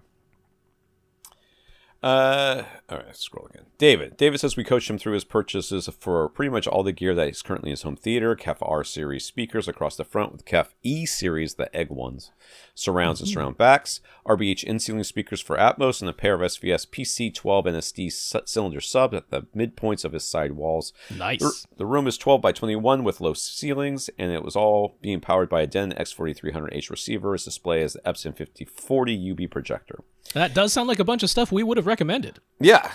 The RBH in-ceiling speakers are probably the only thing that I was like, you probably overspent. And honestly, not too much, though. Yeah, those are not too good. much. Yeah. So he actually went ahead and installed everything necessary for a 7.2.6 configuration, but he was only using his Denon X4300H, so the theater was running 5.2.4. He was patiently waiting for the right deal to come along to get a receiver or pre-pro that could do 13 channels plus some Emotiva or monolith amplification. So a couple of months ago, his Denon X4300H died. He had been away on vacation, and when he came back and went to power up the theater, and there was a pop. After which, his Denon had a flashing red light on its front panel, no picture, no sound. A Google search led him to unplugging everything and carefully testing for a short circuit of some kind, but no dice. That blinking red light was there no matter what, and his Denon wouldn't power on. Now, to add a little context to this, he was using an APC H10 power conditioner, and after 13 years of service, prior to leaving for his vacation, had started to beep at him, and would shut down very quickly whenever there was a voltage sag, rather than supplying the voltage regulation they'd always done before. APC service was great, and they had shipped out a replacement lead acid cell, but it hadn't arrived, and he hadn't fixed the APC when he returned from vacation, and all of this happened. Regardless, his Denon was out of commission and out of warranty. He looked up a local stereo repair shop and drove over there. This is long. When he entered the place, had an atmosphere of low lights, scented candles, liquor bottles as decorations, and a sign asking people to leave their equipment on the table and not touch anything else. I like this place. The walls were lined with shelves filled with vintage and tube amps he had stumbled into an audiophile's den. Eventually, someone came out, saw his den, and went to a long diatribe about how they don't service multi-channel equipment because it's all just built to be disposable, non-serviceable junk. I mean, I'll be honest with you, as rude as that sounds, it's probably not exactly wrong. I mean, it isn't easily serviceable, a lot of that stuff. You replace the part that went wrong. That's about it. By the time, the thing about working on gear that is built to be the least expensive as possible in order to reach the widest number of customers as possible is that it almost never makes sense to repair it. And we say that often on this podcast, even though people don't really hear it. But, it's simply because the cost of the repair most of the time is right around the costs of replacement. Right. So you might as well just get something new rather than replace something old. And while this person might not have been the most polite or empathetic of people, I don't necessarily disagree with what they said. So David let the guy say his piece and was ready to leave. Not their thing. That's fine. But then the owner came out and quickly identified a blown amplifier channel using the multimeter. He said he used to do warranty work for Denon and insisted he would actually do the repair for free. But all the while, he was joking with his employee about how Denons were made in Vietnam. And the solder was subpar and they were made to fail. He said he'd do the repair for free because he knew David would be back again in a few months with another amplifier channels or the HDMI board when it began to fail. That was 8 weeks ago, and he still doesn't have his Denon back from that shop, so the whole situation just feels bad. His prior two receivers were a JVC and a Yamaha, those dating back to 2006 and 2010 respectively. And while he upgraded them for HDMI reasons, both units are still working perfectly fine in other rooms of his house, but his Denon from 2017 died. Even though he has no obvious misgivings about that stereo shop repair shop, the owner kind of got in his head with what he said. So is there anything we can say to just help him feel better about all of this? He's waited on his free X4300H repair because the system truly doesn't need a whole new receiver at this point. Not until he upgrades his display to something that will need the newest HDMI features. So if he can get his Denon back soon, that's still the least expensive way forward. Okay. First of all, your Denon did not die. Okay, I think your Denon was murdered. Okay, let's just be honest here. I think your Denon was murdered by that APC that was dying. Right. I think that's what happened. There's no way of us knowing. Okay, and as far as what this, it does kind of sound like there was a power surge, unfortunately, that went through there. And I don't think that's the same as your JVC and your Yamaha that have lasted all this time, because had there not been any sort of power surge, I don't think the Denon is just some kind of crummy piece of junk. They don't make it like they used to situation. Look, I completely understand anybody who says, I had a really bad experience with whatever product. It's put me off the brand. Right. That is a completely normal reaction that everybody has. The flip side of it, that all of us really know, it isn't like intuitive, it isn't the emotional response, but we all kind of know that there are Toyota Corollas out there that broke down on somebody. Somebody got a lemon of a Toyota Corolla. Yes. Does that mean that is an undependable car, full stop across the board? There's a reason why it's known as a very mass market, dependable car in general, right? So, Denon sells more receivers than any other receiver brand. by virtue of that, there are more people with a problematic Denon than any other receiver brand. But it doesn't mean that Denon as a brand makes unreliable, junky products. That isn't the case. And you can go to any receiver brand, including Yamaha, and you will find people who had a failed unit for whatever the reason might be. So a little bit is using the frontal cortex and reasoning through it. I know it isn't the normal emotional response, and I don't blame you whatsoever. And if you're just like, I kind of don't want a Denon anymore because of this one experience, I get it. I totally get it. And thankfully, there are alternatives if that's just the way you feel about it. But to try and ease your mind a little bit out of it, it's like, even if this was just your particular Denon X4300 failed and it wasn't anything to do with the power surge of the APC, because that would be pretty hard to diagnose, but even if it wasn't, it's like, it really is a case of, somebody out there is going to get a Denon that fails. It doesn't mean the whole brand is something you need to be wary of. My X4000 is still operating fine in somebody's home. I don't remember where I put it. I don't remember who's got it. But somebody's got it, and it's doing just fine. Yeah. But I mean, I from what he said about his interaction with the shop owner and everything, I would have politely declined their service even though offered for free, because if somebody says, oh, you know what, I'm going to fix it, but I know you'll be back here, I'm like, are you going to do something to make sure that I'm back here? No, they're not going to do that. I know they aren't, but I still I wouldn't have done that. I would have just called Denon and found an authorized repair shop. Yeah. Well, and again,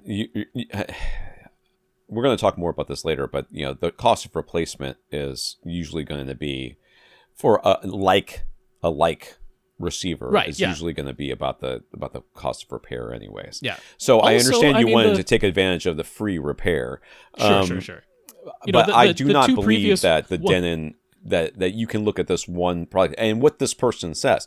They may be right about what, I don't know where they're made, and I don't know anything about soldering. So, but I do know that they make like millions of these things, and it's not like they're failing all the time. The other thing about shops, and let's just remember that, there's two things that happen with these types of shops. One is that it's not like people take in their functioning unit and brag about them and then leave again. Okay, right. That's not how that works. They only bring the broken stuff. And on top of that, this used to happen all the time with Vizio. I used to see people say, I just see so many broken Vizio units.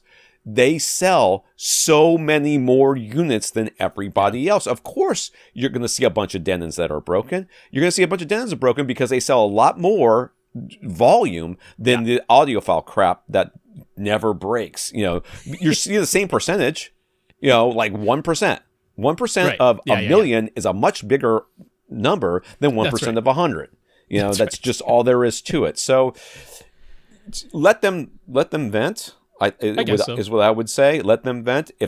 I'm sure there's no way. Listen, it takes more effort to go in there and almost break something so that it can like break on its own like 3 weeks later. There's no way they're doing that. Like if that was their business model, they would have been out of business a long time ago. That's just all there is to it. So, let them fix it. And I don't know. I still just would have been turned off of the whole thing. But, also like the previous receivers you had, one of them you had for 4 years before you upgraded it. It's still working, but you replaced it after 4 years in your main system. The other one, 7 years before you upgraded it. This one, 6 years. So I'm like, even there, is it like really out of line with the other ones that you had? With your upgrade times, basically. Yeah, with your sort of established upgrade cycles. So anyway, I hope that kind of puts your mind at ease a little bit. But I would just say nothing about this makes me go, oh, yeah, you should believe that all Denons are junk because this one stereo repair shop guy made that comment about it. That I would put right out of your mind because that just isn't the case. I can't see what receiver model I have. I think I have a 4300. Anyways. So he's been without a receiver in his home theater for almost 2 months now, and it's really starting to bug him if the stereo shop doesn't contact him soon, or if, as predicted, it fails again shortly after he gets it back. What should he get to replace it? He was a bit shocked at today's prices for the newest 4800H and 3800H are so much higher than when he got his 4300H. Yeah. I have a lot to say about this. I could stop right here and start talking about it, but I'm going to read the rest of the question, which is stupid long. So he's looking at the 6700H, since that would finally let him make use of the full 7.2.6 speaker configuration he installed. His room is like 12 by 21. Is that right? Yeah, 12 by 21. But I mean, he's already got the speakers in there. Whatever. 13 speakers. But is there a 6900H coming out soon that he should wait for? And then there's just that little bit of doubt in his head now about Denon in general. Should he maybe go for an Emotiva Pre-Pro? My God. Or something from Monoprice or Anthem instead? Everything just seems so darn expensive right now. And then there's the option to put Denon's newest models into preamp only mode, which supposedly fully disconnects the built-in amps. Mm-hmm. Is that only for brand new, the brand new 3800H and 4800H? What should he do? So let's go back to the beginning. Just very quickly on that last one, just because it's a super simple answer. The 700 series, the 3700, 4700, 6700, they all had the preamp only mode as well. So that goes back one model series before the 800s. So any shop like this is like a mom and pop shop, right? I have no idea how busy they are in general. I don't have, how many employees they have or anything else. But I will tell you one thing: the squeaky wheel gets the grease. Yeah. Okay. If you want your receiver back, start calling them. You call them. Well, and 8 weeks later, you're darn well within your rights to do so. Free or not. I mean, I'll tell you what. They don't even want to be looking at it. They probably put it to the side because they didn't want to look at it because it's like, oh, that's just a Denon. Or they might have ordered a part, which maybe it's difficult to get parts these days still. So that's not out of the question. But they should have let you know that. So. Right, but they're whatever. So call them. Number one, ask how the repair's going, and then ask for an update of any kind and get an estimated time when you can pick it up. Show two things. One, that shows that you are interested in getting it back, and that two, you will come get it. You will be shocked how many people drop things off at shops to get fixed, and then they're like calling to if is it done, and then they call and say it's done, and then they don't show up for weeks or if not months. That's true. So if they know you'll come get the dang thing, you'd be surprised how far to the front of the line you'll go. So be nice. Don't. It's not like you're trying to be There's rude. There's nothing or anything. Wrong after 8 weeks inquiring after something. That is.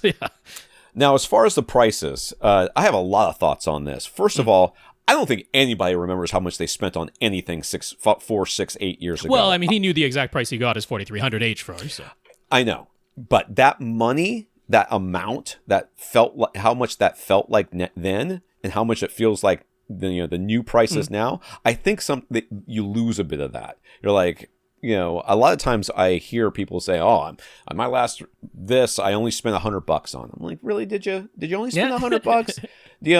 I don't know. I think the price he said for his 4300H was low. He definitely got that at a discount or a clearance when it was already on the way out, because that was definitely lower than MSRP. Right. The number he said in his email. And now you're looking at full MSRP. Prices and going, oh my God, they're so the high. 4800H just came out. Right. And then on top of that, we're post-pandemic, post AKM or whatever, the AMK, I don't remember the name of the stupid place, fire thing and chip shortages and supply chain problems, and you're like, and all new 8K HDMI boards, which are like 7x the price of the old ones. There's just, and it's so much more technology and everything else. I think this is not an apples to apples comparison that's going on here. So let's just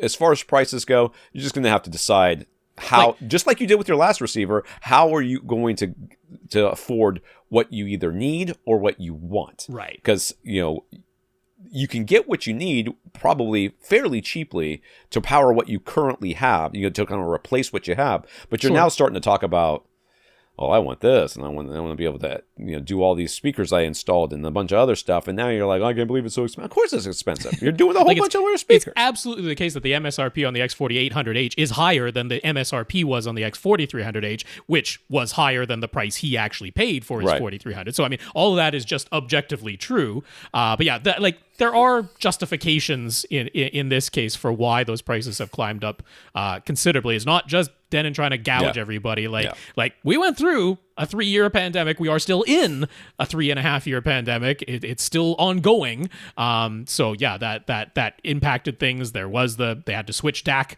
suppliers to ones that are more expensive. There is the HDMI stuff that's gone on, and then just general inflation. Shipping containers went absolutely insane for a long period of time, where it was costing 10 times as much to ship anything. So it is unfortunately somewhat justified. Now, what do I think you should get? I actually kind of think, considering where prices are right now, like, if you want to feel happy about how much money you're spending, I think, like, I'm taking a guess and a stab here, but I think if you went with a 6700H, you would just have the fact that, you know what, I'm finally making use of all the speakers that I already installed. It does have 8K features. It has a single HDMI 2.1 input, but you don't even need that yet. And if you do need more, 5040, right? Yeah, I mean, it's not gonna. Yeah, no, he doesn't. But if he does, like if he upgrades his display and he suddenly needs more than one HDMI 2.1 input, there are switches now, so it's not the end of the world to add more inputs to that X6700H. So I just think where the price points are on that, the fact that you'll finally get to use all 13 of your speakers if you want to, that you can put it into preamp only mode if you really, really want to, like, it has all the things that you might be looking for. And honestly, the price versus that versus a 4800H, which doesn't do 13 channels, it's negligible in terms of the price difference. So I think that's the one you should get if you're going to get anything. And there we go. That's his questions. Yeah. That's fine. Whatever. I think it's too many speakers, but whatever. I just think have some fun. If you're going to do it, have some fun.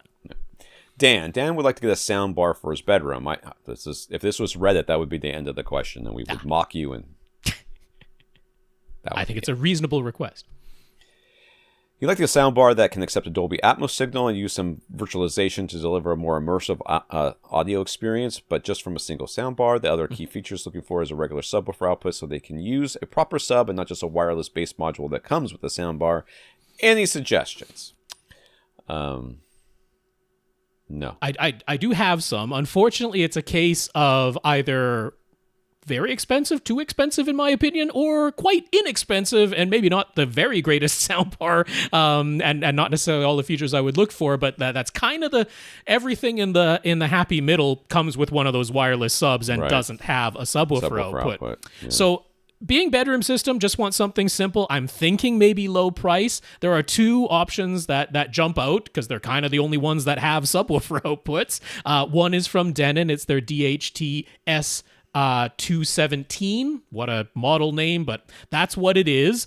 There, of course, is a version of it that does come with a sub, but this one is without the sub, but it does have a regular RCA subwoofer jack. $200.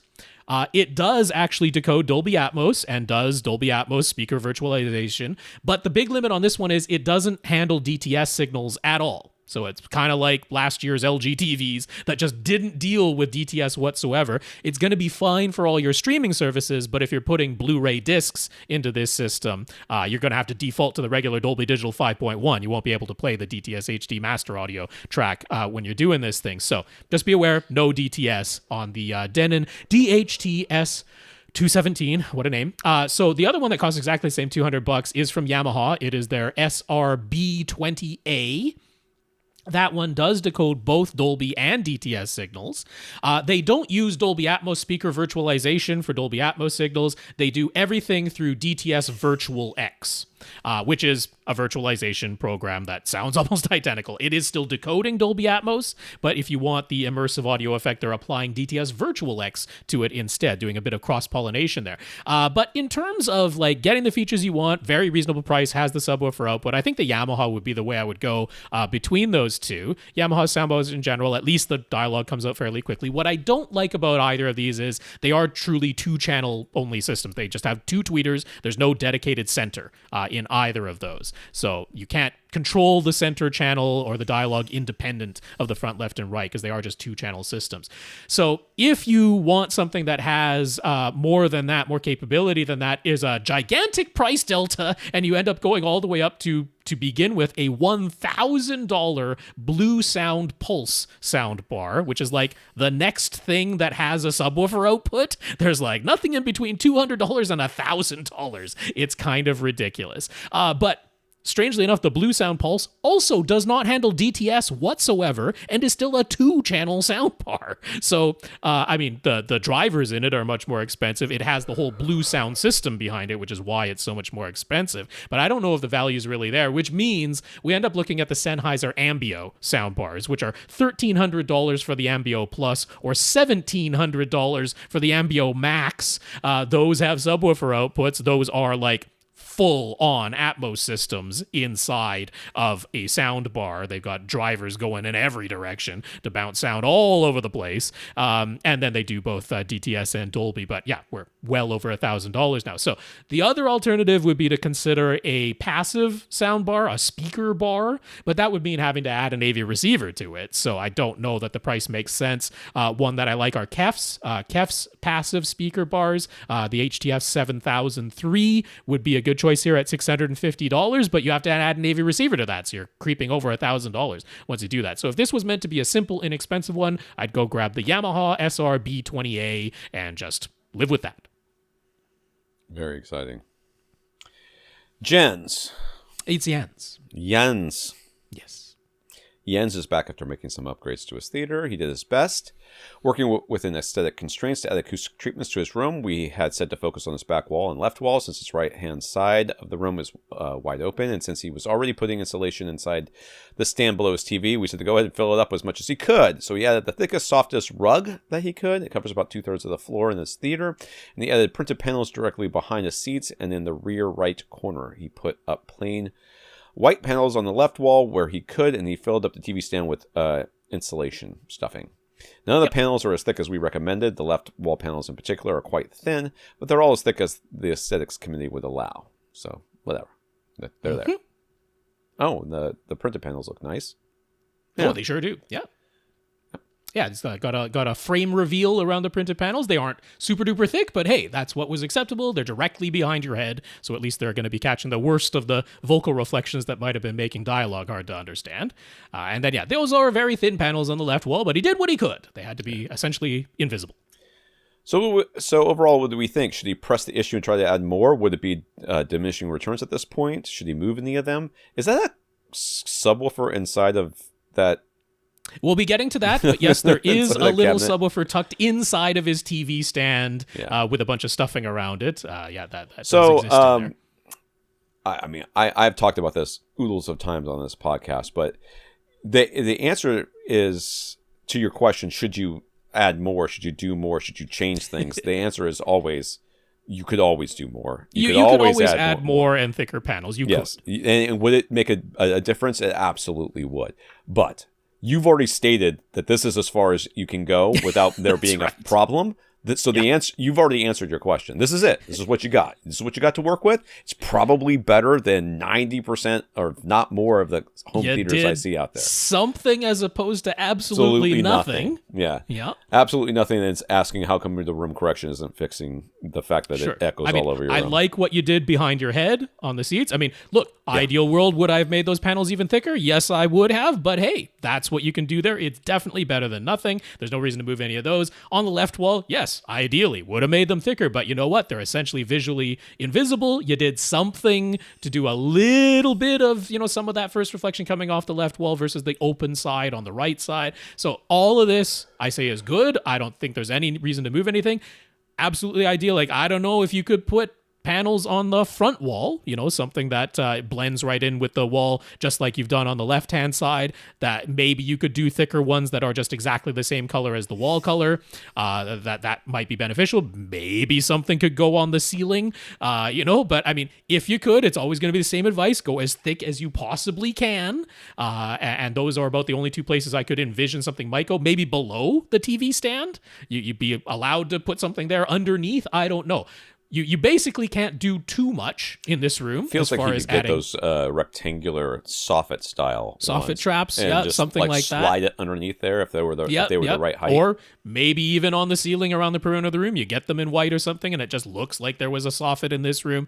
So those would be the type of possibilities of that we can come up with, that where maybe something considerably thicker could be added to this room. But I certainly wouldn't go dismantling what you've already done. If that's what works aesthetically, that's great. You've done something at least. Yeah. So the last time we read this, he was using a single SVS PB1000 sub. We weren't able to spot it in his previous pictures. That's because he had it covered with some white cloth and tucked beside his couch. It remains in the rear left corner, but now he has added a 3000 micro at the front of his room. It's hidden within the TV stand, which is what I just pointed out. It's actually covered with a bunch of foam or white acoustic, like whatever. Dacron. Yeah. Stuffing. He's not sure if it was pure luck, but he measured the subs individually from his main listening position, and pretty much every time the PB1000 showed a dip, the 3000 micro showed a hump at the same frequency. So he had high hopes, and he also got a mini DSP and followed some online instructions to do time alignment and phase adjustment and all of that. I don't think you need to do that, but whatever. From his main listening position, he got the following results, which look pretty flat. It's like a flat line to lower than 20 hertz, which honestly I'm surprised, very pleasantly surprised and that is one heck of a flat line, at least at your main listening position. Yeah, from 6. Well, I guess there's a dip right at 70 there, but overall pretty good. Oh, and a pretty minimal dip, honestly. So yeah. So if he measures each sub by itself, the results are totally different. The graph shows the PB1000 playing much louder in the deepest bass as compared to the 3000 micro by itself, but the peaks and dips created by the PB1000 are at higher bass frequencies where the 3000 micro is able to play just fine. So is there any reason to think that truly identical subs would be any better? They typically listen at about -15 or -20 on the master volume. So even though the room is open on the right and the total space about 2.5 times the theater area, things seem loud enough as they are. So is he done as far as subwoofers go? It feels weird not to still be chasing a subwoofer upgrade. I mean, if this is okay, this measurement looks very good, and I cannot argue with that. Now my question is this an accurate measurement? I mean, if you follow the instructions properly and everything else, cannot tell you how many times I've had people tell me that they were sure of a thing, and then when I checked it out, I'm like, okay, well you did everything wrong. I'm not saying that's what happened here. No, I don't think you'd end up with this. This seems would be pretty hard. Honestly, this seems too good to be true. The thing is, this is only at the main listening position, though, so we don't know the other seats of his couch. But, I mean, look, if what you care about is the main listening position, you've achieved very linear extended bass as far as the main listening position goes. I don't know how great the uniformity is, but maybe that isn't the top priority. That's fine. No, I mean, I get what he's feeling is like, because there's the general advice out there, right? If you can, get identical subs. We're like, no, they just have to be similarly capable. They don't have to be literally identical. Which these are.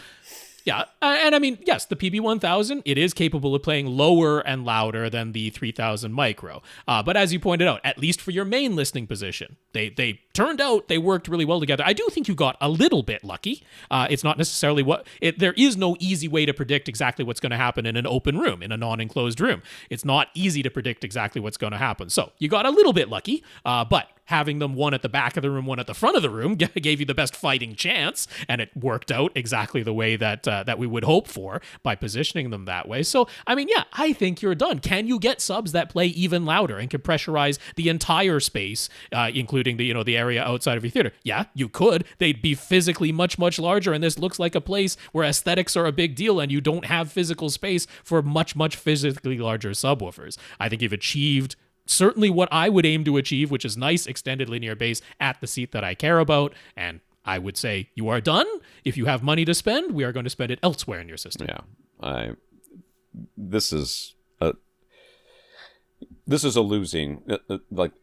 Be happy with what you have. Yeah, you sure should. Starting to tweak things and trying to make things a little bit slightly better. That, again, if you can't notice it, if you can't hear it, if you can't subjectively experience it, then it's not different. And that's right. There's no. You might be able to make that line slightly flatter, but who cares? So he adjusted the volume of each subwoofer so they measured the same at his main listening position. Strangely, even though the PB1000 could play louder than the 3000 micro, it's physically closer to the seats. He wound up setting its volume 3 dB higher than the 3000 micro. Should the volumes be set so they're identical? Let me ask your question back to you in a different way. Okay. I have really good results in my measurements after I set up my subs. Should I change my subs so that the measurements will be less good? Rob, I mean, should we debate it for a while? You want to talk about the pros and cons of? Well, I mean, I think this is this is the overthinking it that happens when you go intuitively. It doesn't make sense, but this is where you have to realize, not just you, the microphone that you're using to make the measurement is never hearing bass sounds that came from your PB1000 that went in a straight line from your PB1000 to the microphone. The distance between those two things is too short for the bass sound waves to have actually even formed in that given distance. Your microphone and you at that seat are only ever hearing bass that has reflected around the room. It came out of the PB1000, reflected off multiple walls and ceilings and floors in your room before finally that being enough distance for the bass sound wave to even fully form and then reach the microphone. And it just so happens that despite where the PB1000 originated that sound, despite it having higher output capability than the 3000 micro, by the time the sound wave fully formed and reached the microphone, that's the volume level it needed to be set to in order to achieve the same measured output as the 3000 micro, which is itself inside of a cabinet, which is reinforcing the sound a whole bunch because you've put it inside of a TV cabinet that is adding reflected sound to its output. And it's just in a different location. The reflections are going to be slightly different in the time that it arrives at the microphone and your ears. So this is why we go through the steps of setting up our subwoofers. You can't just rely on pure intuition. Even if you had two literally identical subs, they might end up with different volume levels set in order to achieve these results, because you're never getting that straight line from the bass producing thing to the microphone or to your ears. So you've done the right thing. I think you should be happy. You know, it feels weird. It's like, you can always do better, right? Now, sometimes there's a goal and you achieve it. And I think you've done that. He's still using an Onkyo 818 receiver. It sounds great, but it doesn't have the latest HDMI. He's considering an upgrade, but it seems like AV receivers are kind of expensive right now. See previous answer. That's right. I mean, nobody's wrong. It's true. Ever since he got the Onkyo, once in a while it will refuse to turn on. It's rare, and typically after the receiver was on for just a short time and then it was turned off, and then he quickly wanted to turn it back on again, it refuses to do so, and he usually has to wait about 10 minutes, and then it turns on just fine. Well, that's dumb. Yeah. It doesn't sound right. Yeah. It has never shut itself off, and you can actually see a temperature reading in the app, and it isn't overheating or anything. And he says, it was always this way. So he's just wondering what would cause that. It's strange and obviously a bit annoying when it happens. It's got to be some sort of weird protection circuit. It's got to be some kind of protection that they put in there for quickly turning the thing off and then back on again. Some projectors have that. In fact, most projectors have that, where if you've had it on for a while, you turn it off, it won't let you turn it back on immediately. I don't know if they're just waiting for the capacitors to drain or something like that. Yeah. That seems like the most likely thing in a receiver. But yeah, that certainly seems like it's a safety feature that they built in. That's about all I can guess at there. Yeah. Would getting a different receiver stop that from happening? Almost certain. I've never experienced it. I mean, it's very strange. So could he expect any improvement to the sound if he got a new receiver? He'd be sticking with a 5.2 speaker configuration. Any chance it would actually sound worse, since it seems like AV receivers get crammed full of features, perhaps at the expense of the actual amplification. Are we dealing with a closet audiophile? Is that what's happening here? Am I being trolled? I feel like I'm being trolled. I mean, you got to remember, Tom. I mean, like most people are watching. If they're into home theater, they're watching the same YouTube channels out there, and this is the stuff that gets mentioned all the time. And we're always like over here banging our heads and repeating ourselves. But that's the. I'm trying to come up with a good equivalent here. All right, so in AV receivers in general, yes, they are getting more and more features, and they do that because there's more and more things out there, and they're trying again to reach the widest number of customers possible. So they put all the features in that they can at particular price points in order to reach those customers. And they put the features that they think those customers at that price point want, right? So the entry-level receivers don't have, 9 channels of amplification, a bunch of other stuff, because it makes it more expensive first, but also because those people don't want it. They're not interested in that. They want the cheapest possible receiver that can just power the minimal number of speakers in order for them to get surround. And now that's like seven channels, right?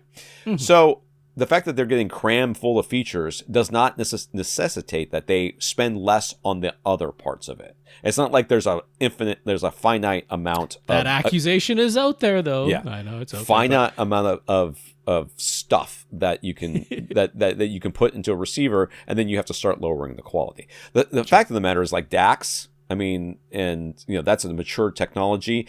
The differences between a little bit cheaper DAC and a little bit more expensive DAC, or even a really, really expensive DAC, is almost inaudible, if not completely inaudible to the human ear. Amplification, sure, how much power is actually available. again, you're sitting like feet away from your speakers. So you are close to all of your speakers in this setup. So yeah. yeah. Even poor amplification will sound just fine. Right. And the overall answer to the will it sound better? No. No, I don't think so. And I would not be worried about it sounding worse. Yeah, you don't have the setup where you're going to be demanding lots of power from your AV receiver. You're sitting close to all of your speakers. So, I would feel you very can make fine different lights show up on it, right? Sure. You get different things, and then we have to talk you down from it doesn't say Neo X anymore. It says, DTS up, or whatever it says. Neo, what does it say? DTS Neural X now? No, it's Neural X these days. Yeah, Neural X. It was Neo X, and then now it doesn't say Dolby Digital, whatever it says, Dolby Surround, and Dolby Surround, freaks out. Not Dolby Pro Logic anymore. Yeah, it doesn't say Pro Logic, and it must not be upmixing. So no, it will not make a difference. It will not make it. If you could just change the receiver and have it automatically set itself up exactly the same way it's set up right now, so that there was no other difference other than just the receiver itself being being different, so that you were using the exact same Odyssey settings, that everything was calibrated exactly the same, that you were using the same up mixer, that the up mixers hadn't changed at all between AV receivers, it would sound identical. Will it sound different? It might. Will it sound better? There might be a difference. Might. It's the fact that you spend money on it probably means that you'll think it sounds better. That's just psychology. We aren't worried about the amplification. But yes. So he's got a C9 OLED. I didn't skip anything, did I? No. Nope. He's got a C9 OLED, so he has HDMI 2.0 on his display. His Onkyo 818 is only HDMI 1.4, so he found a 4-in, 2-out HDMI switch that actually provides a dedicated audio-only HDMI output that lets him pass 4K 60 video to his OLED while sending lossless audio to his Onkyo, and it was only about €45.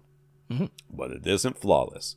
Once in a while, there will be an audio dropout. 90% of the time, it's fine, but maybe 10% of the time, you'll have to cycle the power to get the audio working again. Would the new monoprice Blackbird 8K HDMI switches be better? Or if not those, some other HDMI switch that would be more reliable and always split out the audio perfectly? I don't know about those. I don't think anybody's reviewed them those yet. Ones, yeah, the new monoprice Blackbird 8Ks, they aren't an audio only on the second. They're just an identical split. Yeah. So they would go to lowest common denominator between what both the 818 and your display can accept. So you wouldn't be getting the full 4K HDR going to your display and the lossless audio to the AV receiver. It would be downgrading the video. I do know that with the Blackbird splitters, they aren't the audio only type.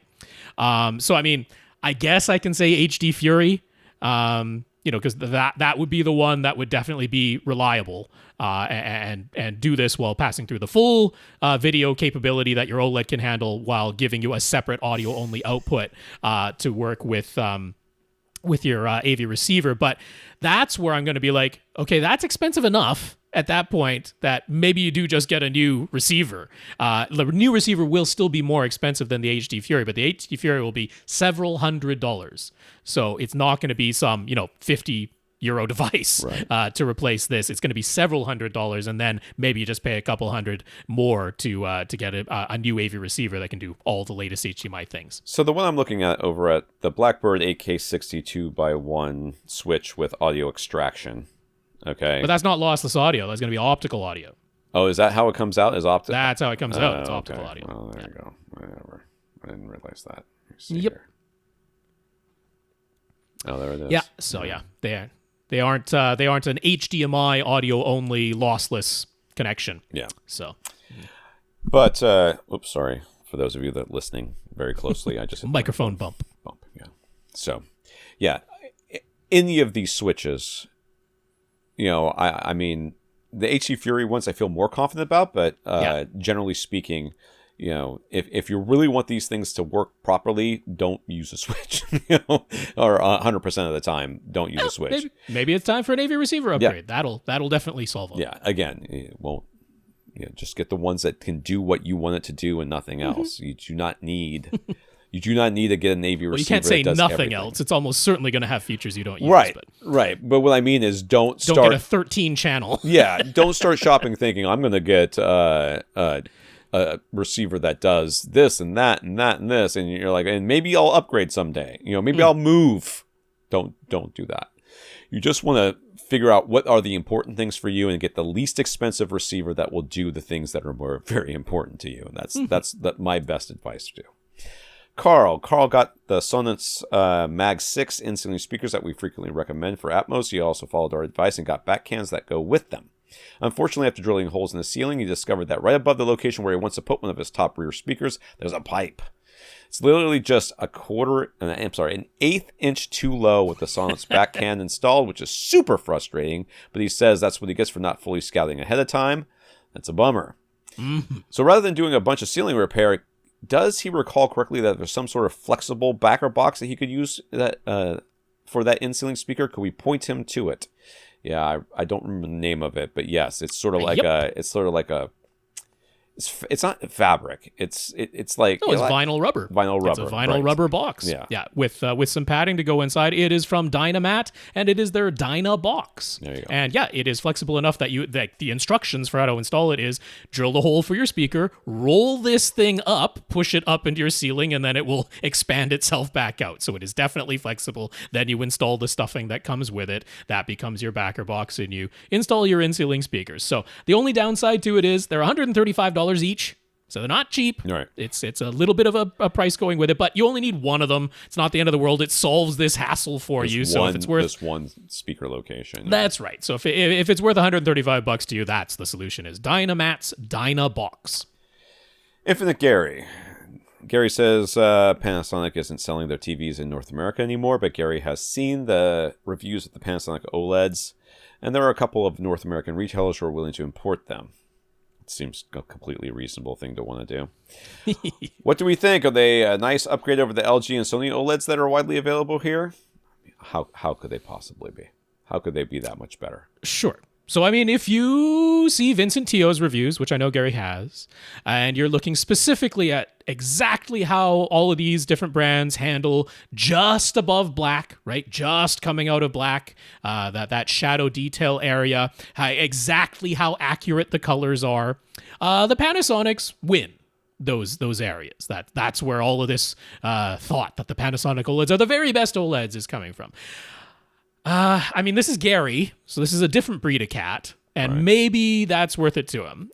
Because if that just above black area, that shadow black area, if you want that as absolutely accurate to the signal as you can get, the Panasonics win. The Panasonics just win. They spend a lot of resources and time and effort on getting that exactly right, because they basically want it to look exactly like a mastering monitor, and they win on that. So that would be the reason to spend all of this money and get it. Now, the vast majority of people, I would say, absolutely, it's not worth it. It is not any sort of big upgrade by any means. But if you are meticulous and it really is all about that just above black shadow detail for you, then that would be the reason to do it, the sole reason to do it. And maybe that's Gary, but the vast majority of people, I would say, do not worry about that. The Verge posted an article about how ATSC 3.0 broadcast television has really stumbled in its rollout, and it isn't delivering the next-gen TV service that we were promised. Meanwhile, so-called FAST channels, which is free ad-supported television channels, are taking off using internet streaming rather than over-the-air broadcast. And over-the-air broadcasters are saying a lot of the problem is the failure of the FCC to properly enact a full plan for full transition from ATSC 1.0 to 3.0 as of right now. Any ATSC 3.0 broadcasters must also continue transmitting in 1.0, which is wasteful and requires workarounds due to limited spectrum. So none of this sounds good. Where do we see the situation landing in, say, 10 years from now? I hate the questions that ask me what's happening in 10 years from now in AV, because it's going to change completely. I still see us plugging directly into our brains.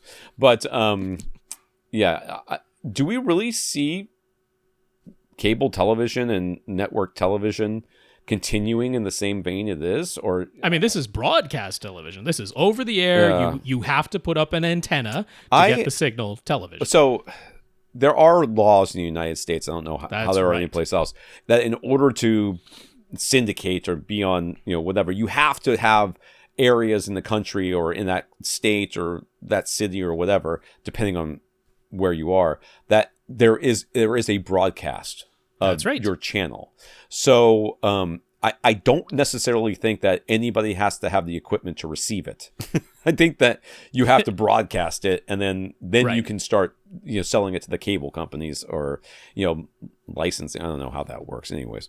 So, as long as those rules are in place, there's always going to be some broadcast. There are, of course, parts of this country, and I know Rob and I are privileged in that we live in large cities where, it's never an issue to have broadband internet where we can just stream whatever the heck we want. There are definitely places without broadband internet. There's lots of places around our individual countries as well as the world where that's just not the case. The only TV you're gonna get is over the air, and the only internet you're gonna get is painfully slow, or very, very expensive, which was a much quite the case in Australia. That was not when we were there. Cable TV was insanely expensive, and internet was paid for by the gigabyte or whatever it was, or cell phones were, at least. So there were issues. There's things to consider there. So where do I see us in 10 years? I don't know. I mean, I think they'll until they change these rules. But I mean, you're seeing more and more services in TV's channels moving to an online, at least having an online platform, and they go towards them and then they back away. You saw what's happened with Warner Brothers and all that. They were all in for a while. They changed CEOs and now they're pulling back out again. Yep. I think that's going to continue on, but I think the trend is going to continue to be towards streaming because it's just too easy to access your customers and to get the money from them directly instead of having to go through Comcast or Spectrum or all these other cable providers. I see it going towards online subscription models. So, I mean, ATSC 3.0 Next Gen TV, it was supposed to be fully rolled out in 2020. That was the target date. There were even specifications that had 2020 in them because that was the date it was all supposed to happen. And I mean, the ATSC 3.0, there are broadcasts happening. They claim that it can reach like 75% of the U.S. population now. I don't know if I fully believe that. Right. But that's what they're claiming. They're claiming that the equipment is out there to reach that many people with ATSC 3.0 signals. But I mean, we're obviously years behind what it was supposed to be now. I mean, pandemic put things back, but it was also well behind schedule prior to the pandemic hitting. And I mean, a lot of that is because I think they approached everything in an understandable but a historically unsuccessful way, which was they tried to plan ahead for a bunch of contingencies with ATSC 3.0. They tried to put a bunch of specifications in there for stuff that was immediately outdated. But they tried to think ahead and be like, what might we use this for, and build that all in there. And then once they got all the electronic and telecom companies involved, which was a necessity, but once they all got in there, they all wanted their own patented things in there, and they tried to appease everybody, and just none of it worked. Myself, like personally, me, Rob, I'm not the biggest capitalist. I don't believe capitalism is the solution to every problem. Shocking coming from a Canadian. And I tend to believe that I don't think it should be this way. I don't think this is the way we want it to be, but I believe things need to be mandated. I like historically, this type of stuff just doesn't happen until a governing body of some kind with some kind of authority for whatever reason, whether that's literally the government of your country or just you manage to create some kind of oversight body that functions, which is a rarity. But I mean, like, there has to be this is what everybody has to do. I know a bunch of you are going to hate it. I know a bunch of you are going to sue over it, but that's just what we're doing. Like, it's just ATSC 1.0 happened because they're like, you know what? All transmission of television signals has to be digital now. Get on board or get out of the way. Everybody was mad. I remember. That was during this podcast. People were angry. Like, what do you mean? I can't get that with my normal antenna. Like, whatever. In my opinion, that is the only reason it happened. I don't think had it been left to pure invisible hand of the market that it would have happened. I think we'd still have analog TV transmissions happening unless it had been mandated. And I think that's why ATS 3.0 has utterly failed. You're not going to have enough consumer demand that all of these telecom companies and all of these electronics manufacturers are all going to get on board with it just from consumer demand. It's not going to happen. Yeah. So Yeah, I don't what I agree with Tom. I think the consumer future, the capitalist future that does make sense is, yeah, we're going to move more and more towards internet protocol, and ultimately that's where we're going to end up. Mark, do we have time for this? We can do Mark's. Yeah. Mark watched Top Gun Maverick with his master volume set all the way up at reference volume. He just used straight decoding, and he did not have any room correction or other EQ applied. How do you know that? Okay, whatever. He does. After the impossible in was that 2 minutes? It's a part. Yeah, it's a part of Top Gun Maverick. There's a thing where they're like, he's going to do this thing in 2 minutes and 15 seconds. Oh, right. That's impossible. The impossible 2 minutes and 15 second scene. He knows that the sound system didn't sound the same anymore. The bass sounds different now, although his subwoofers themselves seem to be okay. How can he go about determining if he damaged something? And do we happen to know if Top Gun Maverick was mastered above normal reference volume or something? Is there a list out there that keeps track of mastering level for every movie?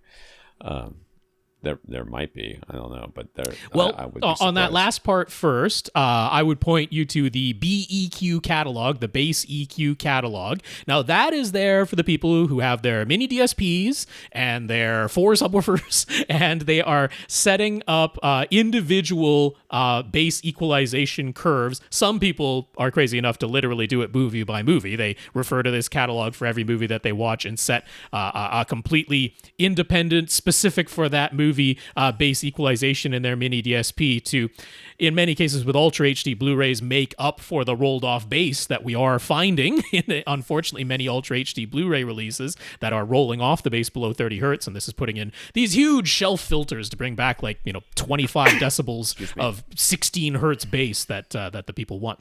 But part of that is they will list an MV number, MV being for master volume, and the number beside that, if it's in there, it's not in every single one of them, but many of the movies have an MV number listed, and that's what they're saying you should set your master volume to. So some of them will be it'll say MV -3 or MV plus 1.5, and that is saying set your master volume to that setting to get the whole soundtrack at what master volume should be, reference volume should be, which is 85 decibels average, and peaks of 105 in the speakers and 115 potentially in the low frequency effects.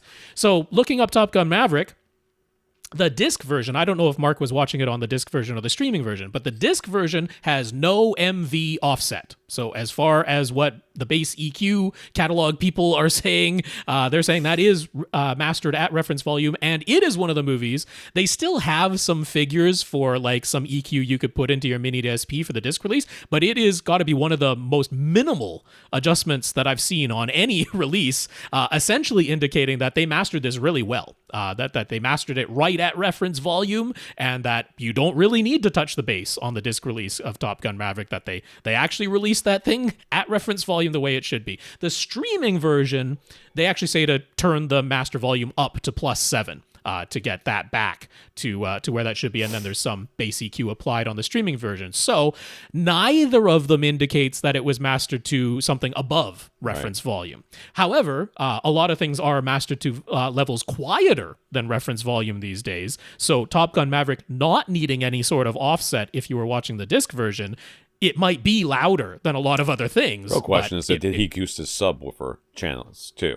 I mean, well, he indicated that the trim level was actually in the negatives for his subwoofers. That doesn't mean anything. He still could have still goosed them. I mean, the volume. That is possible. And yeah, having no room correction or other EQ applied. Yeah. I mean.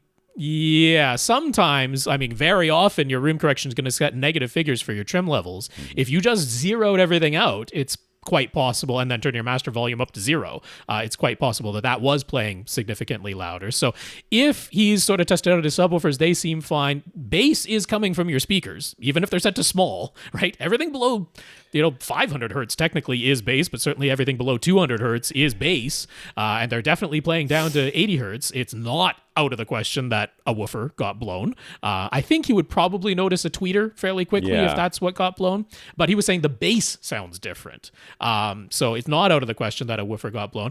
I would suggest somewhat painstakingly if you don't have any sort of test disc. Now, you could get like that spatial CD test disc, the $99 test disc, where it gives you easy test patterns to play individual sweeps out of a 9.1.6 channel system. So no matter what you have, it makes it easy to play individual sweeps out of there. But you can also just physically disconnect all but one speaker, play a sweep through it. You can put your receiver into like all channel stereo mode or something like that. Right. So that's just playing a sweep out of all the channels simultaneously, but then you just physically disconnect all but one speaker. So you can go one speaker at a time, and I would just play a sweep. I would play a sweep, and it'll become evident quite quickly if one or more of your speakers has blown woofers in them. That sweep is going to sound really, really funky when it tries to play a full range sweep out of a broken speaker. So that's how I would determine it. All right, who we have left? On the list, we have Martin and we have Jonathan. Those were more open-ended. So, unfortunately, guys, I did do a little editorializing in the order there because those are open-ended, not what should I buy and how should I set it up questions. So we will get to those next week. All right, sounds good. All right, let's thank our listeners of the week. We're going to thank our 138 patrons over at patreon.com/AVRant podcast for sending a little money to us every month. Thank you very much. Yeah, that's absolutely right. Yeah, patreon.com/AVRant podcast is the place to go to make an automatic monthly donation. So big thanks to our 138 patrons over there. Thank Andrew for wasting Rob's time with this stupid Star Wars thing, as well as Brian, who let Monoprice know that he bought the microphone based on my review. You got his name right. Thank you, Andrew. Thank you, Brian. Yeah, that's nice. Thank you. And thanks to those who sent some notes in thanking us for keeping the podcast going, from Gurinder, Bertrand, David, and Alex. Thank you. That is right. I'll say the names one more time. Gurinder, Bertrand, David, and Alex, thank you for the notes of gratitude to us. The notes of encouragement are definitely appreciated. And a big, big thank you to everybody who continues to listen and send in your questions. To get your question answered, all you have to do is ask. You ask by emailing us at question@avrant.com. For AVRant, I'm Tom Antry. And I'm Rob H. Now stay in and listen to something.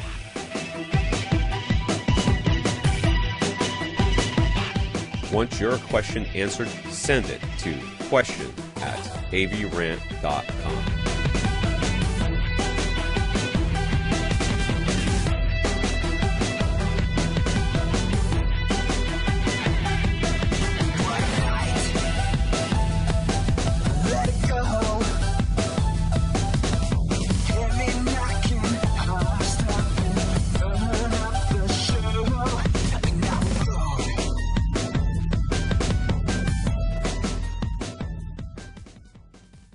This is AV Rant. Now go out and listen to something.